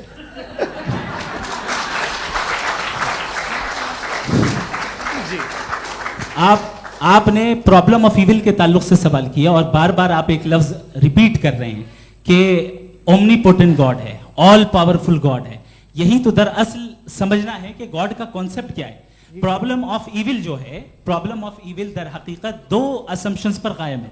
अगर आप इन दो असम्पशंस को समझ जाएं तो ये प्रॉब्लम नहीं रहेगी, आर्ग्यूमेंट आपको समझ में आ जाएगी कि ये कोलैप्स कर जाता है। पॉइंट नंबर 1, यानी जो आपका सबसे पहला फॉल्स असम्पशन है कि गॉड मर्सीफुल है, ओमनीपोटेंट है, दुनिया में जुल्म हो रहा है। लेकिन आपको यह समझना चाहिए कि हमारे वर्ल्ड व्यू के मुताबिक गॉड सिर्फ ओमनीपोटेंट और सिर्फ मर्सीफुल नहीं है, बल्कि वो ऑल वाइज भी है और वो ऑल नोइंग भी है। उसके हर काम के पीछे हिकमत और विजडम है। ये कोई जरूरी नहीं है कि वो हिकमत और विजडम आपको समझ में आए या मुझे समझ में आए। अगर आप जो समझ रहे हैं उसके मुताबिक आप फैसला कर रहे हैं, ये लिमिटेड पर्सपेक्टिव से आर्ग्यूमेंट है। और इस चीज को हम अपनी दुनिया में, अपने लाइफ में, डेली लाइफ में इस प्रिंसिपल को एक्सेप्ट करते हैं। हम जब किसी डॉक्टर के पास जाते हैं, डॉक्टर के पास जाकर वो अगर उसने हमें कोई दवाई दी है तो हम ये तो नहीं कहते कि जब तक आपके पास जितना नॉलेज और जितना विजडम नहीं है, आपने क्यों ये दवाई दी है, तब तक हम इस चीज को एक्सेप्ट नहीं करेंगे। नहीं कहते, हम उसकी अथॉरिटी को तस्लीम करते हैं। क्यों? क्योंकि उसकी हम जानते हैं कि वो नॉलेजेबल है, वो विजडम वाला है, हमसे ज्यादा नॉलेज और हमसे ज्यादा विजडम है। बताएं सर। नहीं, डॉक्टर में और खुदा में बड़ा डिफरेंस है। डॉक्टर पढ़ा लिखा होता है, एक तो मैं उसकी बात सुनूंगा। दो ये नहीं, कुछ जवाब तो ये भी नहीं है सर। प्लीज, अगर सब ऑडियंस से बोलने लगेंगे तो फिर मतलब नहीं सिविलाइज्ड बहस का। मतलब आप ये कहें कि चूंकि आप डॉक्टर पे बिलीव करते हैं इसलिए खुदा पे बिलीव कीजिए, क्या ये मिसाल आपको समझाने के आर्गुमेंट है, इस पे आपको एतराज नहीं है। तो सिंपल बात ये है कि मैं अगर ये यकीन कर लूँ कि एक ओमनीपोटेंट, उसकी मसलहत है, ये जो बच्चे मर रहे हैं ये मसलहत है उसकी, मुझे नहीं चाहिए थी मसलहत। उसकी मसलहत नहीं, यही तो समझना है, मतलब एक्सपीरियंस। अच्छा, इस आपने अभी मेरी बात पूरी सुनी नहीं। मैंने कहा आपका पूरा आर्ग्यूमेंट दो फॉल्स असम्पशंस पर है। एक फॉल्स असम्पशन मैंने बता दिया, दूसरा फॉल्स असम्पशन ये है कि इस दुनिया में इविल के होने का कोई गुड रीजन नहीं है, जबकि हमारे पास बाज रीजंस मौजूद हैं, हमारे पास बाज वजूहात मौजूद हैं। अगर इस दुनिया में इविल ना हो तो आप गुड को डिफाइन कैसे करेंगे? अगर जुल्म ना हो आप इंसाफ को समझेंगे कैसे? अगर तारीकी ना हो तो आप लाइट को समझेंगे कैसे? बहुत अच्छे। अभी और सुन लें, अभी और बाकी है। ये तो बात बहुत पसंद आई साहब मुझे, कि जब तक रेप ना हो तब तक औरतों की इज्जत का ख्याल आपने मेरा जवाब पूरा सुना ही नहीं। जब तक के बच्चों का कत्ल ना किया जाए तब तक आपको बच्चों की मासूमियत की इज्जत। आपने पूरा जवाब सुना ही नहीं। क्या बात है, क्या आपने नुक्ता निकाला? आपने पूरा जवाब सुना ही नहीं। आप सुन लें, मेरी बात सुन लें। ये मैंने आपको एक चीज बताई। दूसरी चीज, इस दुनिया में हम आए हैं टेस्ट के लिए, हमारा टेस्ट हो रहा है और हर इंसान का अलग अलग अंदाज में टेस्ट होता है। और इस दुनिया में अगर इविल मौजूद है तो वो इविल जरिया है हमारे अंदर ह्यूमन नोबल क्वालिटीज को डेवलप करने का और अलग अलग फील्ड में प्रोग्रेस करने का। और अगर हमारे अंदर और इस दुनिया में इविल नहीं होता तो बताइए टेस्ट का मतलब क्या होता? अगर मैं अपने स्टूडेंट को एमसीक्यूज दूं और उसमें सिर्फ राइट आंसर लिख कर दे दूं और कहूं तुम्हारा टेस्ट हो गया, ये मीनिंगलेस है। इस दुनिया में अगर हम टेस्ट के लिए आए हैं तो जाहिर है गुड एंड इविल दोनों मौजूद है। तो अगर गुड एंड इविल दोनों मौजूद है तो ये इविल भी खुदा का बनाया हुआ है। जी हाँ, खुदा का बनाया हुआ है। लेकिन अच्छा, चलो अच्छी बात। जी बिल्कुल, तो बिल्कुल खुदा ने बनाया। अभी तो ये है कि जो मेजॉरिटी है दुनिया में वो इविल है, तो ये खुदा एक्चुअली इविल के साइड पे लग रहा है मुझे। बिल्कुल भी नहीं, मैं बताता हूं। मेजॉरिटी में तो वो है। क्या बात कर रहे हैं भाई आप? कोई भी जो मुंसिफ होगा, चाहे आपका अपना घर हो जिसके आप सबसे बड़े हैं, चाहे आपकी ऑर्गेनाइजेशन हो जो आप चलाते हैं, वहां पर आप इविल रखेंगे साबित करने को कि बाकी लोग शरीफ हैं। मेरी बात सुन, क्या ये आर्ग्यूमेंट ही गलत है? अगर कि जब तक के कोई इविल नहीं होगा तब तक के शरीफ आदमी शरीफ नहीं लगेगा। अगर एग्जामिनर गलत ऑप्शन दे रहा है तो एग्जामिनर इविल नहीं हो गया, जो गलत ऑप्शन को सेलेक्ट कर रहा है वो फेल होगा। क्रिएटर ने इविल को बनाया है लेकिन वो इविल नहीं है। अच्छा सुनिए मेरी बात, हाँ। Let me complete sir. जी जी। क्रिएटर ने इविल को बनाया है टेस्ट के लिए, वो इविल नहीं है। इविल वो होगा जो उसे इख्तियार करेगा। छुरी को बनाने वाला गलत नहीं होता है, छुरी का गलत इस्तेमाल करने वाला गलत होता है। रेप को कैसे गलत इस्तेमाल करते हैं? रेप इंसान के फ्री विल का नतीजा ये रेप कैसे गलत इस्तेमाल होता है, ये मुझे अब सुन लें, अब सुन लें। गलत इस्तेमाल होता हाँ, मैं बता रहा हूँ रेप कैसे गलत ना, इस्तेमाल? मैं बता रहा हूँ जी। कि जो इविल इस दुनिया में मौजूद है उसके कई सारे तरीके हैं। एक तरीका इंसान का अपना फ्री विल है। अब अगर कोई रेपिस्ट रेप कर रहा है तो इसका गॉड का कसूर नहीं है, वो अपने फ्री विल का गलत इस्तेमाल कर रहा है, उसको सजा मिलनी चाहिए। अच्छा। और उसी के लिए जहन्नम बनाई गई है। ये फ्री विल का भी बड़ा चक्कर। आप जब कोई बुरा काम करते हैं या कोई बुराई होती है तो ये कहा जाता है कि ये फ्री विल है। 7 billion free wills are moving on this planet, 7 billion free will. और एक आदमी अपनी फ्री विल से मुझे कत्ल कर दे तो मैं खुदा की मर्जी से मरा हूं कि इसकी फ्री विल की वजह से? मेरी मौत खुदा के हाथ है या ये फ्री विल वाले के हाथ है? खुदा ने फ्री विल का निजाम बनाया है और उस निजाम का गलत इस्तेमाल करके कोई आपको ये मार गलत रहा है, इस्तेमाल करके मेरा कत्ल कर देता है। अब मेरी मौत का जिम्मेदार कौन है? वो इंसान जिम्मेदार है। वो इंसान। जी। तो ये कहना कि और उसको खुदा ही जिंदगी उसको देता सजा है, मिलेगी। तो अब आप आगे चलिए कि ये तय करना कि अल्लाह ही या खुदा, सॉरी अल्लाह ने, खुदा ही जिंदगी देता है, खुदा ही मौत देता है, ये गलत है। बिल्कुल गलत नहीं है। हाँ, नहीं, निजाम उसी ने बनाया फ्री विल का, निजाम मौत और हयात का उसी ने बनाया। You are contradicting yourself. अभी आपने कहा कि एक आदमी ने फ्री विल से आपको मार दिया, इसमें उसे फ्री विल दी गई थी, उसने गलत इस्तेमाल किया। 7 billion free wills are moving on this planet और आप चाह रहे हैं कि मैं सिर्फ खुदा का ध्यान करूं। ये 7 बिलियन फ्री विल्स को मुझे लुक आफ्टर करना पड़ेगा कि नहीं? ये तो तबाहियां कर रही हैं और तबाहियां ज़्यादा हो रही हैं। बिल्कुल। तो अगर आप बताएं अगर खुदा नहीं है फॉर एग्जाम्पल, हाँ। तो आप इविल को कैसे डिसाइड करेंगे? यानी how can you define evil objectively without God? देखिए, दुनिया में 2 तरह के जानवर हैं।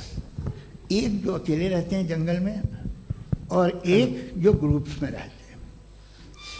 ग्रुप में जो भी रहेगा, चाहे वो आपका फाउंडेशन हो, चाहे कोई क्लब हो, चाहे कोई पॉलिटिकल पार्टी हो, चाहे कोई यूनिट हो, उसमें आपको इंटरैक्ट करने के रूल बनाने पड़ेंगे। यानी लोग तय करेंगे। लोग तय करेंगे। अगर लोगों ने यह तय किया कि किसी का रेप करना सही है, आप जस्टिफाई करेंगे? नहीं, आपका फाउंडेशन तो ये हो गया ना कि लोग ही विल डिसाइड करेंगे। नहीं, अरे दुनिया में ऐसे ग्रुप्स हैं जो रेप को जायज़ मानते हैं सर्टेन हालात में। मैं डिटेल में नहीं जानूंगा, आप भी जानते हैं। ये जो आईसिस वाले थे, इन्होंने क्या किया था, तो उन्होंने क्या किया उसका खुदा से कोई ताल्लुक नहीं है सर। मैंने सिंपल सवाल किया कि इविल को आप डिफाइन करते कैसे हैं? आइए वापस आइए जी। आप साथ में तभी रह सकते हैं जब कुछ आप ऐसे उसूल डेवलप करें जिसमें हर एक का बेसिक तहफ़्फ़ुज़, हर एक का बेसिक राइट हो और हर एक को कोई आराम मिले।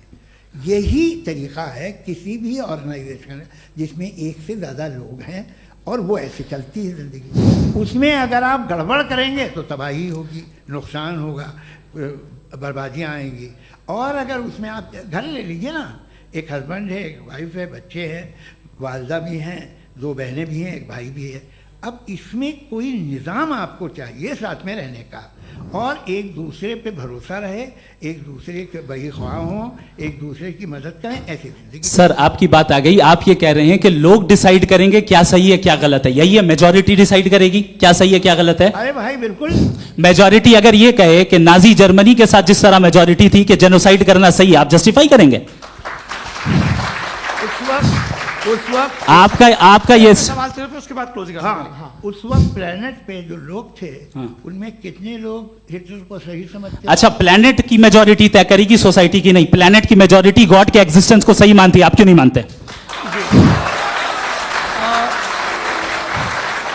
ये हेलो ये क्रॉस क्वेश्चन का राउंड यहाँ पर समाप्त होता है। और ये बड़ा अच्छा है कि इस तरह से फ्रेगमेंट कर दिया गया है ताकि जो मरकरी ऊपर जा रहा है नीचे जवाब दे दूं। जी। प्लेनेट की ज़्यादातर मेजॉरिटी कुछ दूसरे मजहबों के खुदा को मानती है। आप उन्हें क्यों नहीं, आप तो मेजॉरिटी की बात कर रहे अच्छा, हैं। ये क्लोजिंग आप ये कह रहे हैं इविल और गुड को डिसाइड मेजॉरिटी करेगी। मेजॉरिटी जो कर दे वो सही हो जाएगा। क्लोजिंग इसको जैसा आप ही लोगों ने तय किया है उसी फॉर्मेट को फॉलो कर लेते हैं। भाई मैंने तो भले लोगों पे एतबार किया और तब मॉडरेशन तय किया। जी आपके पास 5 मिनट का वक्त है, क्लोजिंग आर्ग्यूमेंट है, उसके बाद हम ऑडियंस से क्वेश्चन आंसर लेंगे जावेद साहब के क्लोजिंग आर्ग्यूमेंट के बाद। ओके, टाइम स्टार्ट्स बहुत शुक्रिया जी। हमारा जो टॉपिक है डज गॉड एग्जिस्ट, मैं इस पे इतने एकेडमिक तैयारी करके आया था, मुझे था कि मैंने सोचा था कि कई सारे मैं आर्ग्यूमेंट्स दूंगा, लेकिन वक्त की भी किल्लत और जावेद साहब बार बार इधर उधर चले जा रहे थे तो उसको भी थोड़ा एंटरटेन करना पड़ गया। डज गॉड एग्जिस्ट पे मैं एक ही आर्ग्यूमेंट दे पाया, आर्ग्यूमेंट्स बहुत हैं और डेफिनेटिव आर्ग्यूमेंट्स हैं, और मेरे आर्ग्यूमेंट को किसी एक राउंड में भी इन्होंने एंटरटेन नहीं किया और रेफ्यूट नहीं किया, एक राउंड में भी नहीं, एक राउंड में भी नहीं, और ना ही अभी आपका क्लोजिंग आर्ग्यूमेंट आएगा, नहीं वो बता देना। Argument of contingency sir. अरे मैं आपसे कई बार कह चुका हूँ कंटीजेंसी का मतलब अब मैं कैसे समझाऊं आपको, आपस में हाँ आप और कितने आसानी से समझाऊं मैं, मुझे तो नहीं समझ में आ रहा है। आप अपनी आर्ग्यूमेंट ऑफ कंटीजेंसी उर्दू में बोल सकते हैं। हाँ आप अपनी बात पूरी कर लें जी, आखिरी 4 मिनट। दूसरी चीज, just a minute please ma'am, can I talk. दूसरी चीज ये है कि आपने एक तो इसका जवाब नहीं दिया, दूसरा आपने गॉड के ना होने पर कोई डेफिनेटिव आर्ग्यूमेंट नहीं दिया, सिर्फ मजहब पे बात कर रहे हैं आप। मजहब तो आज हमारा टॉपिक ही नहीं था, आज तो हमारा टॉपिक हो आप मजहब से ले लेकर आईएस तक चले गए। भाई हमारा क्या ताल्लुक है उससे, वी कंडेम देम, और उसका गॉड से क्या ताल्लुक है। अगर कोई गलत काम कर रहा है, किसी ने किसी को कत्ल किया, किसी ने किसी का रेप किया, उसको सजा मिलनी चाहिए, और आपके पास कोई भी rational strong foundation of morality नहीं है।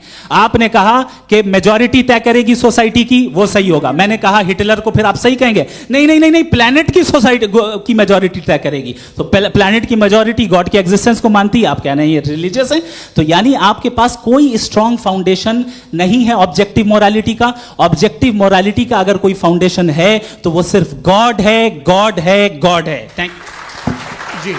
ये मुफ्ती शमाइल नदवी साहब का क्लोजिंग आर्ग्यूमेंट था। अब हमारे पास जी जी ये बड़ा अच्छा है कि दोनों लोगों को मॉडरेटर से शिकायत भी और बोल रहे भाई हमारी शाबाशी भी तो करते चलो।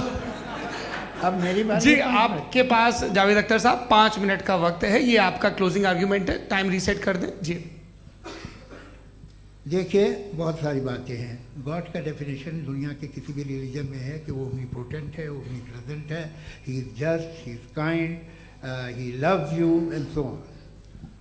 मैं जब दुनिया देखता हूँ तो मुझे कोई ऐसा सुप्रीम पावर यहाँ दिखाई नहीं देती है जो इंसान की बहबूदी के लिए कुछ कर रही हो, कमज़ोर को बचा रही हो, मदद कर रही हो, जालिम को पीछे हटा रही हो। मैं नहीं देखा, तारीख़ में नहीं। एक तो अगर है और ये देख रहा है तमाशा तो उसका होना न होना बराबर है।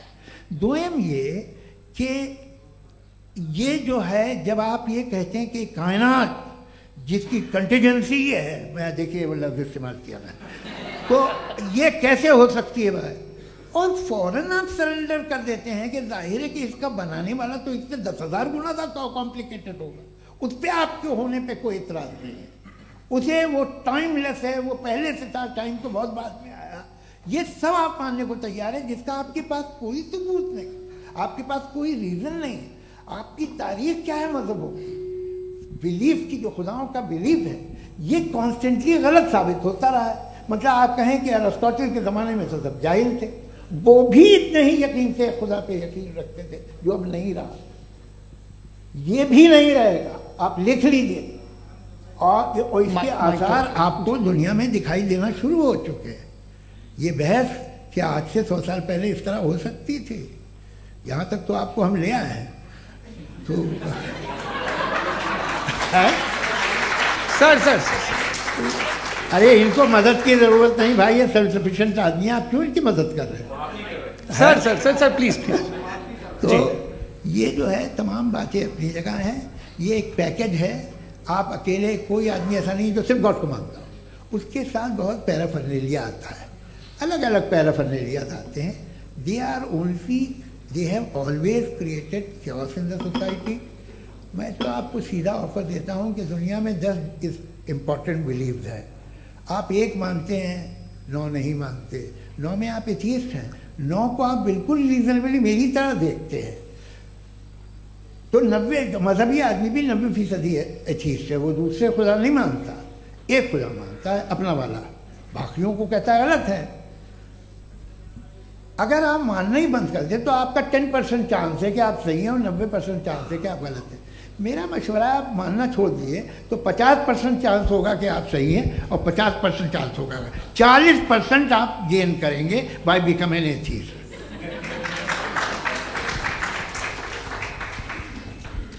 ये एक फरसूदा ख्याल है, ये ख़त्म हो रहा है। हो सकता है मेरी ज़िंदगी में ना हो, लेकिन ये हो जाएगा। जो बातें ये इनको आप मेटाफिज़िकल ये वो ऐसे रिस्पेक्टेबल टर्म दे दिए, ये तो उन लोग के हैं जिन्हें ना फिज़िक्स मालूम थी ना मेटा मालूम था, ये उन्होंने आपको दिए हैं। जी बहुत शुक्रिया आप दोनों लोगों का। और अब इस बातचीत का आखिरी राउंड शुरू होगा, डज गॉड एग्जिस्ट की ये बहस मुफ्ती शमाइल नदवी और जावेद अख्तर साहब के बीच। आप लोग अपने अपने हाथ ऊपर करेंगे, मैं यहाँ से तय करूँगा। और माइक हमारे पास है क्या? एक ही माइक है ऑडियंस के लिए? 2 माइक है, एक इस तरफ एक इस तरफ, ठीक है। तो जी सबसे पहले हमारी सहयोगी है मारिया शकील जी, पूछे सवाल। थोड़ा सा रुकेंगे ताकि कैमरे का फ्रेम आप पर आ जाए, आपकी तो प्रैक्टिस है टीवी की। जी नदवी साहब, मैं खुदा को मानती हूँ, पहले मैं इसी प्रमाइस से शुरू कर रही हूँ और ये बता रही हूँ आपको, मैं मानती हूँ। लेकिन कुछ सवाल हैं जो जावेद साहब ने उठाया, उसका जवाब आपको देना चाहिए। पहला सवाल ये कि गज़ा में सालों से छोटे बच्चे मर रहे हैं, वो उनको अगर खुदा मर्सीफुल है, हम मानते हैं कि अल्लाह ताला में बहुत ताकत है, तो वो बच्चे क्यों मर रहे हैं?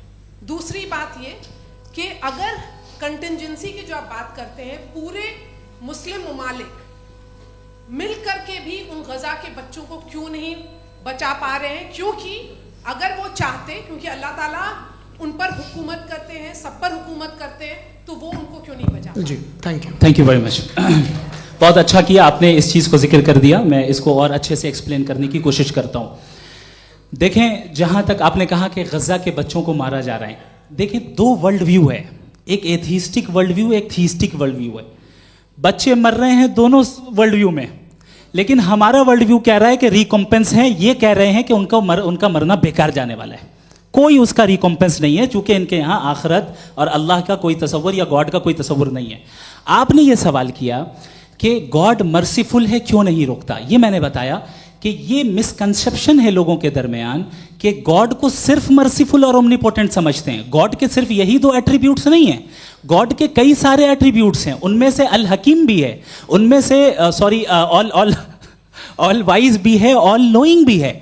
लिहाजा अगर इस दुनिया में किसी को तकलीफ आ रही है और गॉड उसको नहीं रोक रहा है, वो इसलिए नहीं रोक रहा है चूंकि इंसानों को फ्री विल दिया गया है। ठीक इसी तरीके से अगर एक डॉक्टर किसी छोटे बच्चे को इंजेक्शन लगा रहा है, उसे तकलीफ पहुंच रही है, उसके लिमिटेड पर्सपेक्टिव के एतबार से यह गलत हो रहा है और डॉक्टर बुरा है। लेकिन जब आप ब्रॉडर पिक्चर को देखेंगी, आपके और हमारे पास सिर्फ एक पिक्सल है, हमें इतना नजर आ रहा है कि गजा में कत्ल हो रहा है, लेकिन इसके पीछे कितना रिकॉम्पेंस उनको मिलने वाला है, पूरा पिक्चर गॉड के पास है। तो एक पिक्सल से आप पूरे पिक्चर को कभी भी जज नहीं कर सकती। आप इसमें कुछ जोड़ना चाहेंगे? आपको कुछ बोलना है इसमें? भैया आपने बहुत अच्छा जस्टिफिकेशन दिया, या आप वो जो वहाँ के प्राइम मिनिस्टर इजराइल के उन्हें भेजिए, वो बहुत खुश होंगे। आप जस्टिफिकेशन दे देना कि अगर गॉड नहीं है तो बच्चे क्यों मर रहे हैं, आप बताएं। वो ये सवाल पूछ रहे हैं कि अगर आप ईश्वर का अस्तित्व नहीं मानते हैं तो उन बच्चों की मौत को आप कैसे इंटरप्रेट करते हैं?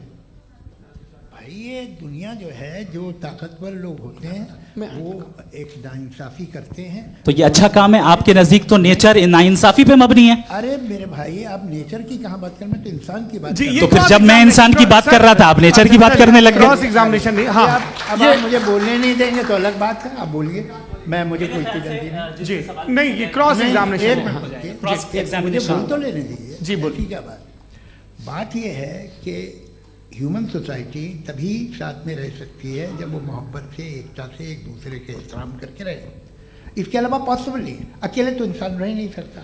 वहाँ पर कुछ लोग हैं जो फाउल करते हैं, वो फाउल हमेशा से तारीख में होता आया है। आज ये हो रहा है, जो हो रहा है बहुत बुरा हो रहा है, बहुत जालिमाना है, बहुत जाबराना है। उसको आप कहें कि ये बच्चों को कॉम्पनसेशन मिल जाएगा या इसकी इंजेक्शन है, इंजेक्शन तो हेल्थ के लिए दिया जाता है। आप ये कह रहे हैं कि ये बच्चों की जो धज्जियाँ उड़ रही हैं ये इंजेक्शन है, ये टेस्ट है, ये टेस्ट है, और उस टेस्ट में उनको ऐसा रिकॉम्पेंस मिलेगा जो आपके तस्वुर के बाहर है। ये आप 3 बरस के बच्चे को बारूद से उड़ा के टेस्ट ले रहे हैं? वाह! वो नहीं ले रहा है, खुदा नहीं उड़ा रहा है, इजराइल उड़ा रहा है। जी, ये तो उसको कंडेम अगला करें। सवाल लेते हैं। अगला सवाल लेते हैं प्रोफेसर पुरुषोत्तम अग्रवाल। मुफ्ती साहब, एक निवेदन आपसे है कि कम से कम थोड़ा सा माइक क्लोज एक रिलीजियस और फिलॉसफिकल कर मैम प्लीज। एक रिलीजियस और फिलोसॉफिकल ट्रेडिशन है जो ब्रह्मांड को यानी यूनिवर्स को ही अंतिम मानती है। सर्वम खलु इदम ब्रह्मम, this is Chandogya Upanishad, and it completely rules out the existence और नेसेसिटी, आपके शब्दों में necessity of a creator. The creation itself is the creator. तो एक मिनट प्लीज। दूसरा जो सवाल आपने अभी, जो आप बार बार कह रहे हैं कि भगवान विद्वान भी है, वाइज, सब जानने वाला, तो अगर विजडम में दुनिया भर के पापों और अत्याचारों को बर्दाश्त करना शामिल है, तो फिर इसका मतलब ये हुआ कि अगर मैं फ्री विल से उसको अपोज करता हूं तो ईश्वर की विजडम और मेरी फ्री विल में कॉन्ट्राडिक्शन है। Because when I am opposing whatever is happening in Gaza, then I am opposing the God's will और गॉड्स विजडम। जवाब लेते हैं तो गॉड की विजडम, एक मिनट सर प्लीज सर, ये एक जुमला, गॉड की विजडम है कि गाजा में जो कुछ हो रहा है वो हो रहा है, मैं उसका अपोज कर रहा हूं, तो मैं गॉड की विजडम के खिलाफ जा रहा हूं। एक सवाल। दूसरा ये, नहीं, आपने 2 ऑलरेडी।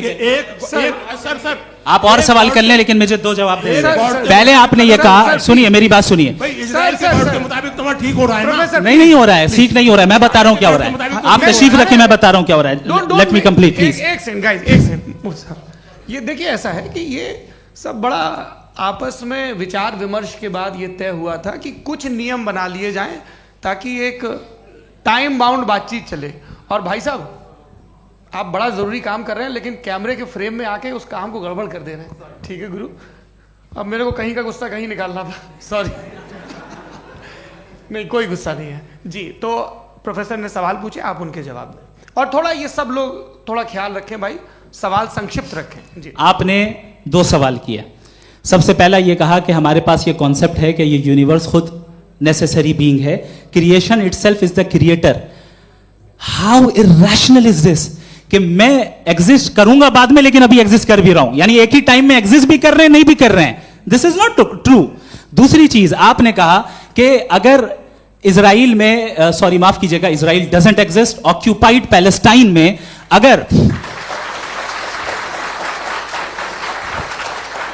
अगर ऑक्यूपाइड पैलेस्टाइन में बच्चों को मारा जा रहा है फ्री विल की वजह से और गॉड नहीं रोक रहा, ये कॉन्ट्रडिक्शन है। ये बताइए कि एक एग्जाम में एक बच्चा गलत आंसर लिख रहा है, सुनिए, एग्जामिनर चाहे तो रोक सकता है, क्यों नहीं रोक रहा है? ये कॉन्ट्रडिक्शन है, ये कॉन्ट्रडिक्शन नहीं है। माइक नहीं सर, ये आपस में जी, ये क्या आपका सवाल?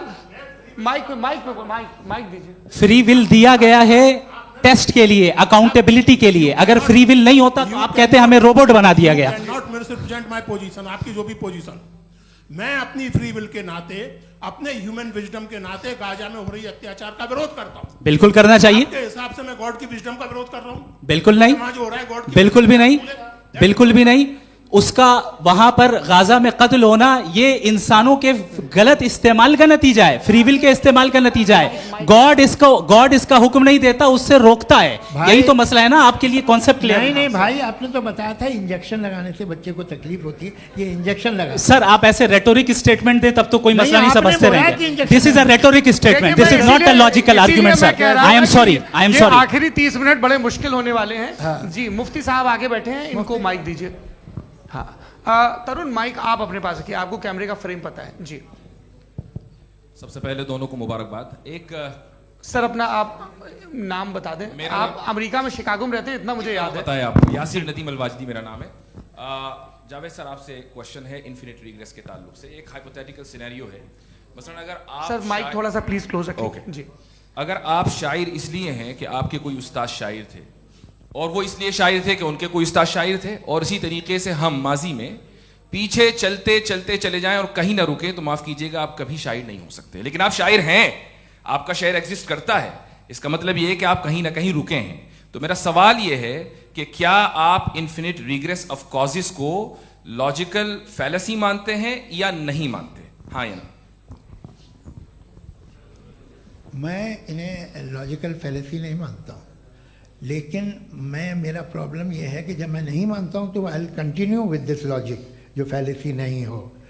आप एक जगह रुक जाते हैं जाके, आप कहते हैं ये गेंद कैसे बनी, ये जजीरा कैसे बना, ये समंदर कैसे बना, ये ज़मीन कैसे बनी, और अचानक गॉड पे जाके आपको ब्रेक लग जाता है। एक बार आप सवाल नहीं करते कि भाई इनको बनाने वाला तो इनसे भी कॉम्प्लिकेटेड होगा, वो कैसे बना, उसके बारे में आपने इत्मीनान कर लिया, वो हमेशा से है। तो अगर आप उसे हमेशा से मानते हैं तो फिर ये मान लीजिए कि कायनात हमेशा से है, क्या तकलीफ फिर हम वजूद में नहीं आते जी है? हम मौजूद नहीं। अच्छा सर क्यों नहीं हो मैं सकते? बताऊंगा, प्लीज प्लीज। जैसे मैंने मिसाल दी आपके शेर की। आपका शेर कभी वजूद में ना आता अगर शायर इसी तरह चलते रहता हमेशा। जी माइक मेरे ख्याल से एक सेकंड, इन्फिनिट रिग्रेस का कॉन्सेप्ट क्लियर नहीं हो जी। पाया, ऐसे रहने दें, लेट्स मूव ऑन सर। ठीक है, हाँ थोड़ा सा मॉडरेटर का भी ख्याल रखें। नहीं आपने तो रखा है, आपने रखा है। यहाँ पे गौहर रजा साहब हैं, वो भी एक सवाल पूछना चाहते हैं। माइक यार नीचे से ऑन कर दिए, नीचे। पहले तो ये कह दूं कि मैं उन बच्चों से शर्मिंदा हूं जिनको गजा में कत्ल किया गया, क्योंकि हमारे होते हुए कत्ल किया गया। लेकिन उससे ज़्यादा शर्मिंदगी इस बात से हुई कि मुझे लगा कि मुफ्ती साहब उसको जस्टिफाई कर रहे हैं। बिल्कुल भी नहीं, आप बहुत ही गलत मुझे बात लगा मैं गलत हो सकता हूं। बिल्कुल गलत मैं है। सवाल पूछ रहा हूं, सवाल मैं देखिए, सवाल अगर पूछ रहा हूं। एक मैं सेकंड, जावेद भाई गौर से साहब, एक डिसएग्री सेकंड, गौर करता साहब, हूं। एक सेकंड देखिए, अगर देखिए ऐसा एक सेकंड आप सर वेट अरे आप कुछ मेरे पहले मुझे अपनी बात कह लेने दीजिए। अगर ऑडियंस तय करेगी तो फिर मॉडरेटर का मतलब नहीं। मेरा आप सबसे ये कहना है, ये बहस दो लोगों के बीच में है, एक तरफ मुफ्ती साहब, एक तरफ जावेद साहब। पिछले 1.5 घंटे से ये लोग अपने अपने तर्क रख रहे हैं। आपकी इनसे इत्तेफाकी हो सकती है, ना इत्तेफाकी हो सकती है। मेरे उस्ताद मुझे सिखा गए हैं कि मुखामुखम में असहमति की गुंजाइश बची रहनी चाहिए। अगर मैं आपकी बहुत इज्जत करता हूं गौहर साहब, आपने जो कमाल की किताबें लिखी, साइंटिफिक टेम्परामेंट, लेकिन मेरी ये गुजारिश है आप सबसे कि यदि आप इन लोगों ने जो बोला उन पर टिप्पणियां करेंगे तो ना वक्त की पाबंदी रहेगी, ना वो अनुशासन। आप सवाल पूछ लें, उस सवाल में जो बात आ जाए वो आ जाए। मैं जावेद साहब से डिसएग्री करता हूं, इसलिए जावेद साहब से सवाल पूछ रहा हूं। आपका सवाल जावेद अख्तर साहब से। और सवाल ये है मेरा कि जावेद साहब ने कई बार लॉजिक का इस्तेमाल किया कि साइंस में लॉजिक है और रिलीजन में लॉजिक नहीं है। मेरा ख्याल ये है कि रिलीजन में भी लॉजिक है, लेकिन उस लॉजिक की बेसिस ये है कि आप रुक जाते हैं, जिसका जिक्र जावेद साहब ने बार बार किया, यानी खुदा के तसव्वुर पे आते हुए, गॉड के तसव्वुर पे आते हुए रुक जाते हैं। और इसमें सवाल पूछना मतलब फॉरबिडन होता है। सवाल यह है कि क्या जावेद साहब इससे एग्री करते हैं कि साइंस की लॉजिक अलग है और रिलीजन की लॉजिक अलग है? बताइए सर। देखिए 3 चीज़ें हैं, साइंस है, एक है मंतिक है, इस्तिदलाल है, और एक जो है कुछ भी नहीं है, फेथ है, अकीदा है। मैं अकीदे की लॉजिक का कायल नहीं हूँ। मुझे आप इस्तिदलाल से, लॉजिक से, रीज़न से समझाइए, मैं मानने को तैयार हूँ, मेरा क्या नुकसान होगा। लेकिन ये कि अकीदे पे मैं नहीं जा सकता हूँ। अकीदे का मतलब है कि तुम ये मान लो, सवाल ना करो, ये नहीं। आप सारी बातें करके, बड़ी साइंटिफिक बातें करके एक जगह जाके खुदा के हुदूद पे रुक जाते हैं, सरेंडर कर देते हैं। मैं सरेंडर करने को तैयार नहीं। दैट्स ऑल जी। ये आगे सर बैठे हुए हैं, इनको माइक दीजिए। भाई। वो आप पूछना चाह रहे थे ना भाई? हाँ नहीं मैं थैंक यू जी। आपका नाम? आसिम इफ्तिखार। आसिम जी, पूछिए।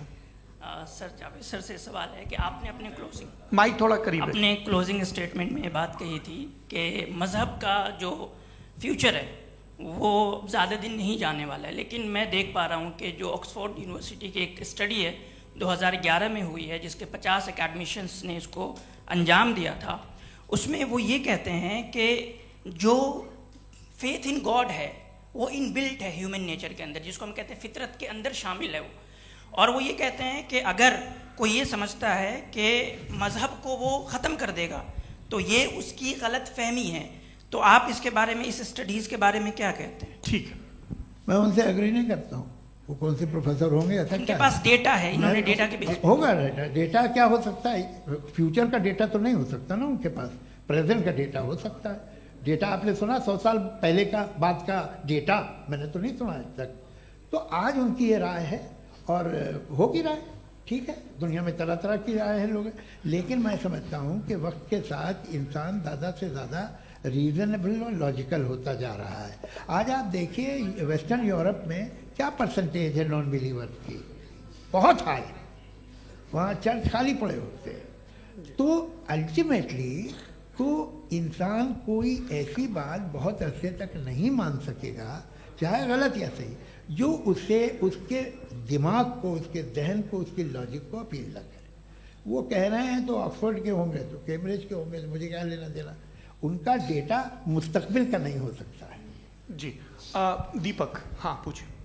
मैं आऊँगा अभी, पीछे की साइड भी आऊँगा, माइक वहीं भेजूंगा 2-3 साल के लिए। जी जावेद साहब आपसे सवाल है। नमस्ते। अरे भाई सर, अगर आप ही लोग को तय करना है तो फिर 200 लोग तय कर लें। ये एक साहब पूछ नहीं रहे सर, हैं। Please don't do this sir. Sir everybody has a right sir, but we can only take Okay. Selected questions. No no sir अरे ये भाई, यंग लोग आराम भी से। हैं तो इनकी ये अब बात उतने सुनिए। यंग, भाई आप यंग हैं कि नहीं हैं? एक मिनट, वो कह रहे हैं वो भी आइए, यंग हैं पूछ रहे हैं ना साहब, भाई। आप उनकी नौजवानी पर दावा उनको ही करने थे। हाँ मुफ्ती साहब आप यंग, हाँ पूछे। अरे भैया सर मेरा सवाल ये है। कुछ इनसे भी तो पूछो। जी हाँ, नहीं, बस आपसे एक सवाल है। जैसे थीस्टों के पास अपने जो ईश्वर को मानते हैं उनके पास अपने सोशल गेट टुगेदर्स हैं, 5 रोज़ा क्रिसमस आने वाला है, होली है, दिवाली है, ईद है। एथिस्ट क्या ऑफर कर रहे हैं? मतलब मैं इनकी दुकान से बोलूं मैं आना चाहता हूं उस तरफ, पर मैं अट्रैक्ट नहीं हो पा रहा हूं। मैं सोशल गेट टुगेदर्स क्या है आपके पास? वो ये कह रहे हैं कि जो धार्मिक लोग हैं, अलग अलग धर्म के लोग, उनके उत्सव त्योहार कॉन्ग्रीगेशन वही बहुत बात। हैं। अब आपको मैं एक सुनाता हूँ, यहाँ हिस्टोरियन भी बैठे हैं, मृदुला जी आप बताइएगा सही है क्या। ये एक कॉन्स्टेंटाइन, एक ग्रीक रोमन बादशाह था जो क्रिश्चियनिटी आने के 400 साल बाद उसने डिसाइड किया कि मैं क्रिश्चियन हो जाऊंगा, मेरी पूरी स्टेट कैंसिल हो जाएगी। उस ज़माने में ऐसे ही होता था, राजा जो धर्म इख्तियार करता था वो जनता भी कर लेती थी, इसलिए कि वो हो गया था बैंकक्रप्ट, और उसे जो मेडिटेरियन कोस्ट के रिच क्रिश्चियन वो थे मर्चेंट, उससे पैसा चाहिए था। तो उसने कहा यार क्रिश्चियन हो जाओ। तो उसने अपने वजीर से कहा कि भाई ये हिस्ट्री है कि अब हम लोग क्रिश्चियन हो जाते हैं। पहले सर हो जाएंगे, कोई प्रॉब्लम नहीं है, लेकिन एक प्रॉब्लम ये है कि 17 दिसंबर से 25 दिसंबर तक जो पेगन फेस्टिवल होता, जो पेगन जो फेस्टिवल होता है वो बंद हो जाएगा, इसलिए कि हम क्रिश्चियन हो गए तो होगा नहीं। तो वो बच्चों को बहुत बुरा लगेगा, पब्लिक को बहुत इन्जॉय करते हैं, खासतौर से 25 को मेन डे। उसने कहा हाँ ये तो सही कह रहे हो, ये जीसस क्राइस्ट की पैदाइश कब थी? पहले साहब वो अप्रैल में थी। नहीं कट करो, वो 25 दिसंबर को है। ये हकीकत है जी। और 400 साल बाद क्रिश्चियनिटी के अप्रैल से दिसंबर ले आए, और इसलिए कि यहाँ पेगन फेस्टिवल होता था। अब मनाते हैं आप आराम से। ये जो सारे फेस्टिवल हैं ये रिलीजन से, हर एक को एक इंटरटेनमेंट डिपार्टमेंट चाहिए होता है अपनी कंपनी चलाने के लिए। तो ये रिलीजन ने, ये सेकुलर त्यौहार थे जिन्हें रिलीजन्स ने ले लिया है। ये मौसम के थे, फसलों के थे, किसानों के थे, उसको आपने लेकर रिलीजियस रंग दे दिया। ये कोई रिलीजन से थोड़ी आए आप। अच्छा हमें देखिए, हम तो मुल्द हैं, हम ईद मनाते हैं, हम दिवाली मनाते हैं, हम होली मनाते हैं, हम क्रिसमस मनाते हैं। बम्बई की फिल्म इंडस्ट्री की सबसे बड़ी होली हमारे घर में होती है, सबसे बड़ी ईद हमारे घर में होती है। वो हमारी सोशल वो है, हमारा हेरिटेज है। ऐसा थोड़ी है कि we will throw the baby along with the water. ये तो अच्छी चीज़ है, इन्हें रखो, जो बेकार है फेंक दो। जी हाँ हेलो जी, मेरा सवाल नादवी जी से है। जैसा कि आपने बोला कि गॉड टाइम के भी परे हैं, और गॉड इतनी कॉम्प्लेक्स चीज़ है कि उसे ह्यूमन माइंड समझ नहीं सकता, और गॉड ने अर्थ पे फ्री विल भी दे दी है। तो आप अपना वक्त ज़ाया क्यों कर रहे हैं गॉड के बारे में बात करके? अपन को तो बात करनी चाहिए कि सोसाइटी को बेहतर कैसे करें। जी, मैं गॉड वही बताता है सोसाइटी को कैसे बेहतर करे। अभी मैं आपका जवाब देता हूँ। आपने कहा कि टाइम पे वो एग्जिस्ट नहीं करता, सो मेरा सवाल ये है कि जैसा आपने बोला कि गॉड बहुत ही कॉम्प्लेक्स चीज है, मैंने और कहा ही नहीं कि कॉम्प्लेक्स है, तो आपके अल्फाज हैं। कॉम्प्लेक्स का लफ्ज गॉड के लिए सुइटेबल नहीं है। क्यों? क्योंकि कॉम्प्लेक्स वो चीजें होती हैं जो ऑब्जेक्ट हो। God is not an object जिसको आप इंस्ट्रूमेंट के जरिए लेबोरेटरी में जाके टेस्ट करें, oh it's very complex. No, वो कोई कार का इंजन नहीं है। वो फिलोसॉफिकली नेसेसरी बीइंग ऐसी बीइंग है जो सिंपल बीइंग है। हाँ, आप उसको मुकम्मल तौर पे उसकी तमाम हिकमतों को जान ले और हर चीज को जान ले, ये पॉसिबल नहीं है, क्योंकि वो ऑल वाइज है, आप ऑल वाइज नहीं है, और वो खुदा है, वो आपको सारी चीजें बता दे, ये जरूरी नहीं। मेरा सवाल ये नहीं था, मेरा सवाल ये था कि जब गॉड इतना परे है इस दुनिया से कि उसने अर्थ पे फ्री विल भी दी है, हम सब ह्यूमंस की फ्री विल है, और जो सोसाइटी में हो रहा है वो अपन लोग डिसाइड करेंगे, तो अपन लोग डिसाइड नहीं करेंगे ना, अपन लोग डिसाइड नहीं करेंगे। गॉड जो है, गॉड ने वो उसकी जात, उसकी एग्जिस्टेंस टाइम एंड स्पेस से परे है, लेकिन वो हमारा टेस्ट ले रहा है और उसी गॉड ने हमें बताया कि तुम्हें क्या करना है क्या नहीं करना है, तो जाहिर है उस गॉड की बात सुनेंगे ना। जी, वो पीछे एक चश्मा लगाया जो मैम खड़ी हैं, उनको दीजिए। हाँ, आप जी जी बिल्कुल आएंगे। देखिए मैं कोशिश कर रहा हूँ सब तरफ जाने की। हाँ, उनको दीजिए माइक। जी, हेलो सर, मैं ओमनी प्रेजेंट नहीं हूँ, टाइम पाबंद हूँ और जहां तक कोशिश कर सकता हूँ करूंगा। जी, अपना नाम बताइए। मेरा नाम उर्सुला है, मैं दिल्ली यूनिवर्सिटी की एक स्टूडेंट हूँ और मैं स्टूडेंट फेडरेशन ऑफ इंडिया से हूँ। मेरा सवाल मुफ्ती जी से है कि इस हॉल के इस कमरे में बैठ के हम लोग रेप की मोरालिटी के बारे में फिलोसफिकली बात तो कर सकते हैं, बट असलियत ये है कि रोज़मर्रा की ज़िंदगी में औरतें रेप के थ्रू गुजरती हैं, और हम लोग सिर्फ नंबर्स पे इस तरह नहीं देख सकते, क्योंकि कितनी औरतें हैं इन कंट्रीज़ में जहाँ पे आप बता रहे हैं कि केसेस कम हैं, जिनका एक्सेस है कि वो जाके केस फाइल कर सकें। कितनी औरतें हैं जो जिनको काम करने की आज़ादी है उन कंट्रीज़ में। यूरोप में ये आज़ादी आ गई, यूरोप में ये रूल्स आ गए, तो हम आज उसके बारे में बात कर पा रहे हैं। जी, जवाब। आपने ये कहा कि कमरे में बंद होकर हम लोग इस पर फिलोसफिकली बात कर सकते हैं, लेकिन हकीकत में क्या हो रहा है, वो ग्राउंड लेवल पे क्या हो रहा है, जो बहुत गलत हो रहा है, और वो सफ़र कर रही हैं। आई अग्री, बहुत गलत हो रहा है, और जो गलत हो रहा है उसको हमें रोकना है। और क्यों रोकना है, वो गलत क्यों है? हमारे पास इसका ऑब्जेक्टिव फाउंडेशन है, इनके पास उसका ऑब्जेक्टिव फाउंडेशन नहीं है। मैं ये कहना चाह रहा हूं कि जहां पे भी जुल्म हो रहा है, जहां पे भी औरत पे जुल्म हो रहा है, या उसकी इज्जत लूटी जा रही है, या उसे तकलीफ पहुंचाई जा रही है, और सिर्फ औरत नहीं, किसी इंसान के ऊपर भी जुल्म हो रहा है, तो उसके खिलाफ खड़ा होना, ये मोरालिटी हमारे पास गॉड के पास से आई है। वरना जावेद साहब तो कह रहे हैं कि जो है मेजॉरिटी डिसाइड करेगी, तो मेजॉरिटी तो कभी भी बदल सकती है। क्या आप हाँ। ये थोड़ी सी आपको गलतफहमी है। मैं अगर मेरे जुमले से ये मदना निकला या मैंने कहा, तो ये जुमला मैं वापस लेता हूँ। ये मेरा मतलब ही नहीं था कि मेजॉरिटी डिसाइड करेंगे। मेजॉरिटी डिसाइड करे तो दुनिया में बड़ी, वैसे आपने कहा था ये जुमला। अच्छा, हो सकता है, मैं मान रहा हूँ, बाद में रिकैप कर लेंगे। अरे एक सेकंड, मैं अपनी एक्सप्लेनेशन दे रहा हूँ। मुनासिब बात यह है कि हम सब के सब दिल में जानते हैं कि क्या अच्छा है क्या बुरा है, हमें पता है अच्छी तरह से। जो लोग बुरे काम करते हैं उन्हें भी मालूम अच्छा क्या है। यही तो सवाल था हजरत, कि फिर ये मोरालिटी आई कहाँ से? Cross examination. हाँ जी, हाँ, मोरालिटी साथ रहने की डिजायर से आई है। यानी साथ रहकर जो कुछ कह दे, जो कुछ कर दे, वो हो जाएगा? नहीं नहीं, तो आप कायदे से रह ही कर सकते हैं जब तक लोगों में मोरालिटी हो, वरना क्यास हो जाएगा। ये आपको कैसे पता? जी, हमने देखा ना, जहाँ मोरालिटी का क्यास हो गया, हम देखते हैं। कहाँ पे देखते भाई? दुनिया में। आप जो कह रहे हैं, आप कहीं पे अगर गलत हो रहा है, इस बहस तो के उसको बाद आप गलत देखिए। आप एपिस्टेमोलॉजी की बात कर रहे हैं, मैं ऑन्टोलॉजी की बात कर रहा हूं। मैं इस बहस के बाद आप दोनों लोगों को चाय पे होस्ट करूंगा, वहां पे क्रॉस एग्जामिनेशन कर लीजिएगा। अभी ऑडियंस का हक मार रहे हैं आप लोग भाई, सर जस्ट लोग हैं आप लोग। और ये भाई ये हाँ, उधर आएंगे, जी सर आएंगे। अच्छा सर, मेरा नाम लईकुर रहमान है और मैं अलीगढ़ मुस्लिम यूनिवर्सिटी का स्टूडेंट हूँ, और जहाँ तक मुझे पता है कि sir you are also product of Aligarh Muslim University. मैं भी उसी चमन का बुलबुल। हाँ सर, तो बहुत खुशी हुई मुझे जान करके कि मैं आपसे मिलूंगा। सवाल सर, मेरा सवाल यह है, सर सैयद अलैहि रहमा का नज़रिया यह था कि खुदा के वजूद को अक़ल के दायरे में रह कर के तलाश करना, न कि पूरी तौर से उसका इनकार कर देना। Sir, how will you define it? नहीं, तो ये तो आप इन्हें बताइए। ये सवाल आपसे, खुदा का वजूद साबित कर रहे हैं। तो सर, आपने इनकार कर रखा है, इस वजह से मेरा क्वेश्चन। उन्होंने यही एक सेकंड, सर सैयद ने यही कहा ना कि अक्ल से आप खुदा के वजूद को साबित नहीं कर सकते, यही कहा ना भाई। वो उन्होंने कहा कर सकते हैं और वो कर दिया गया आज। वो फोन दो। तलाश करना या साबित करना अक्ल से नहीं हो सकता। सर अरे सवाल तो सुन लीजिए जी। अक्ल से नहीं हो सकता है, यही कहा ना आपने। अक्ल से हो सकता है। अरे वो यही कह रहे हैं भाई, आप बता रहे हो सकता है, वो तो कुछ और। आप अगर सर देखो नौजवान फोन ले लो, वो इतनी कमाल की यूनिवर्सिटी है। अरे भाई दे दो ना जरा, एक मिनट दे दो भाई, मेरी बात सुनो, माइक पे बोलो ताकि जो लाखों लोग देख रहे हैं। माइक दे दो ना। अरे देंगे ना माइक, तुम ठहरो तो।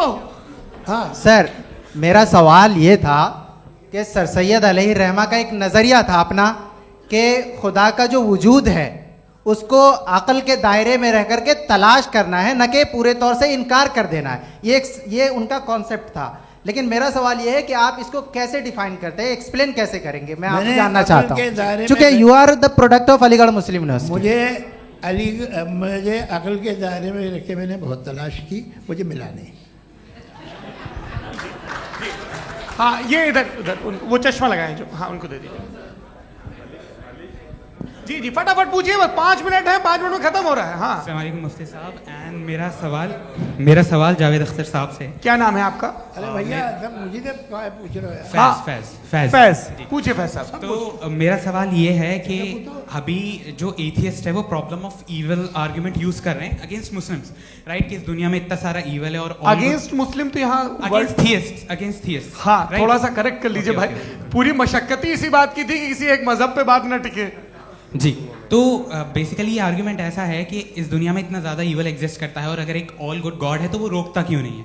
लेकिन इस सवाल में एक हिडन अजम्पशन ये है कि इस दुनिया में ईवल एग्जिस्ट करता है। अब एथियस्ट ये कैसे ऑन्टोलॉजिकली प्रूव कर सकते हैं कि इस दुनिया में ईवल एग्जिस्ट करता है? मैं आपको बताता हूँ, थोड़ा सा समझा। नहीं सर हम लोग इनको सुनिए। नहीं please don't do that. I want to explain ontologically. नहीं हम समझ गए सर, इनको अब जवाब देने दीजिए। अच्छा सवाल पूछ लो। मैं अभी तक क्या था वो मैं थोड़ा सा ऐड ऑन कर लेता हूँ। तुम गुरु, तो हम जब इसका राउंड 13 करेंगे ना तब तुमको स्टेज पे बिठाएंगे। जी तो हाँ जल्दी से। तो देखिए एथियज्म के हिसाब से सब कुछ रैंडमली बन गया है, सब कुछ एटम्स और मॉलिक्यूल्स है। एक पत्थर में और मुझ में सिर्फ इतना फर्क है कि हम लोग एटम्स और मॉलिक्यूल्स का अलग अलग रीअरेंजमेंट है। अब एक पत्थर को कोई इंसान तलवार से 2 टुकड़ों में काट दे या मुझे, according to atheism it is same. There is no evil and good according to atheism. जी अच्छा, फैज साहब का सवाल ये है कि हाँ कोशिश भी करते तो इससे गलत सवाल नहीं कर पाते। एक लाइफ फॉर्म है और लाइफ फॉर्म में फीलिंग्स हैं, मतलब लाइफ फॉर्म सुनता है, देखता है, टेस्ट कर सकता है, फील कर सकता है। तो उसकी ये जो क्वालिटी इस बबल में आ गई हैं, वो जानवर में भी है, इंसान में भी है। तो जाहिर है कि उसे कोई तकलीफ पहुंचेगी, तो चूंकि उसके पास वो सेंसिटिविटी है तो मैं करेगा। पत्थर में वो सेंसिटिविटी नहीं है।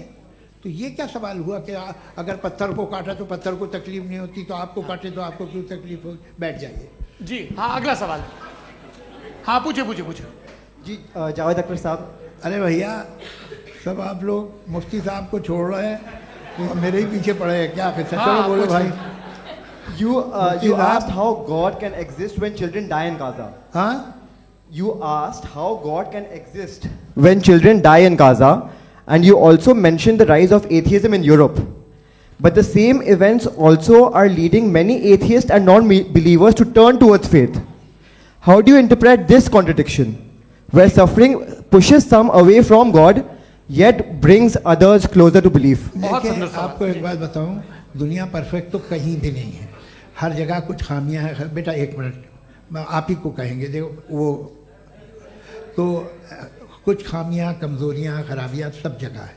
लेकिन अगर देखोगे ईमानदारी से कि दुनिया सबसे ज़्यादा महज़ब कहाँ है, एक आम शहरी को कहाँ हुकूक हासिल हैं, वो बोल सकता है, अपनी मर्ज़ी से काम कर सकता है, अपनी मर्ज़ी से राय दे सकता है, हुकूमत के ख़िलाफ़ बोल सकता है, बरसरे इक़्तिदार लोगों के बारे में बोल सकता है, सरमायादारों के ख़िलाफ़ बोल सकता है। तो आपको ये स्कैंडिनेवियन कंट्रीज़ में मिलेगा, वेस्टर्न यूरोप में मिलेगा। मैं नहीं कह रहा वो परफेक्ट है, बिल्कुल नहीं, वहाँ बहुत ख़राबियाँ भी हैं, परफेक्ट तो कोई।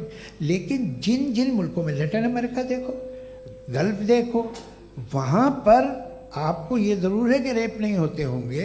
रेप की ज़रूरत क्या है भाई? उसको तो ख़रीद लो, घर में रखो, सड़क पर रेप करने की क्या ज़रूरत है?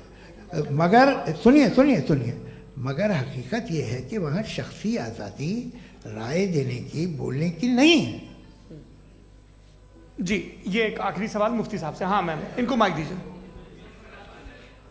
शुक्रिया। मेरा नाम मनीषा है, मैं हरियाणा से आई हूँ।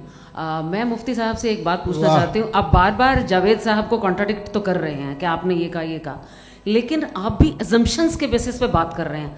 आपने खुदा के होने का कौन सा प्रूफ पेश किया है खुदा की एग्जिस्टेंस का? अब इस सवाल को अलग रहने दीजिए, कौन एथीस्ट है कौन नहीं है। और दूसरी बात जो आपने एक छोटी सी कही थी कि ये फ्री विल का इस्तेमाल करता है इंसान अपनी, लेकिन इस फ्री विल का इस्तेमाल में मतलब खुदा ने ये दे दी सबको ये इजाज़त कि वो कितना घिनौनापन और कितने ज़्यादा ख़राब से ख़राब तरीके इस्तेमाल कर सकता है। जवाब सुनते जी। आप फ्री विल को मानती है ना, या अब कहती है कि फ्री विल नहीं है ना? मानती है ना? तो अब आपके पास इसका कोई एक्सप्लेनेशन नहीं है कि अगर एक इंसान उस फ्री विल का इस्तेमाल करके गलत काम कर रहा है और बच के अच्छी ज़िंदगी गुजार के निकल जा रहा है, उसका कोई रिकम्पेंस नहीं है।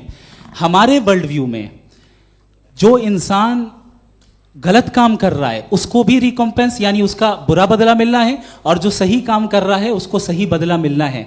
लिहाजा जो फ्री विल है वो इस तरीके से है कि एक लिमिटेड टाइम तक खुदा ने मोहलत दी है। ऐसा नहीं कि छूट दे दी, जो करना है करते रहो हमेशा।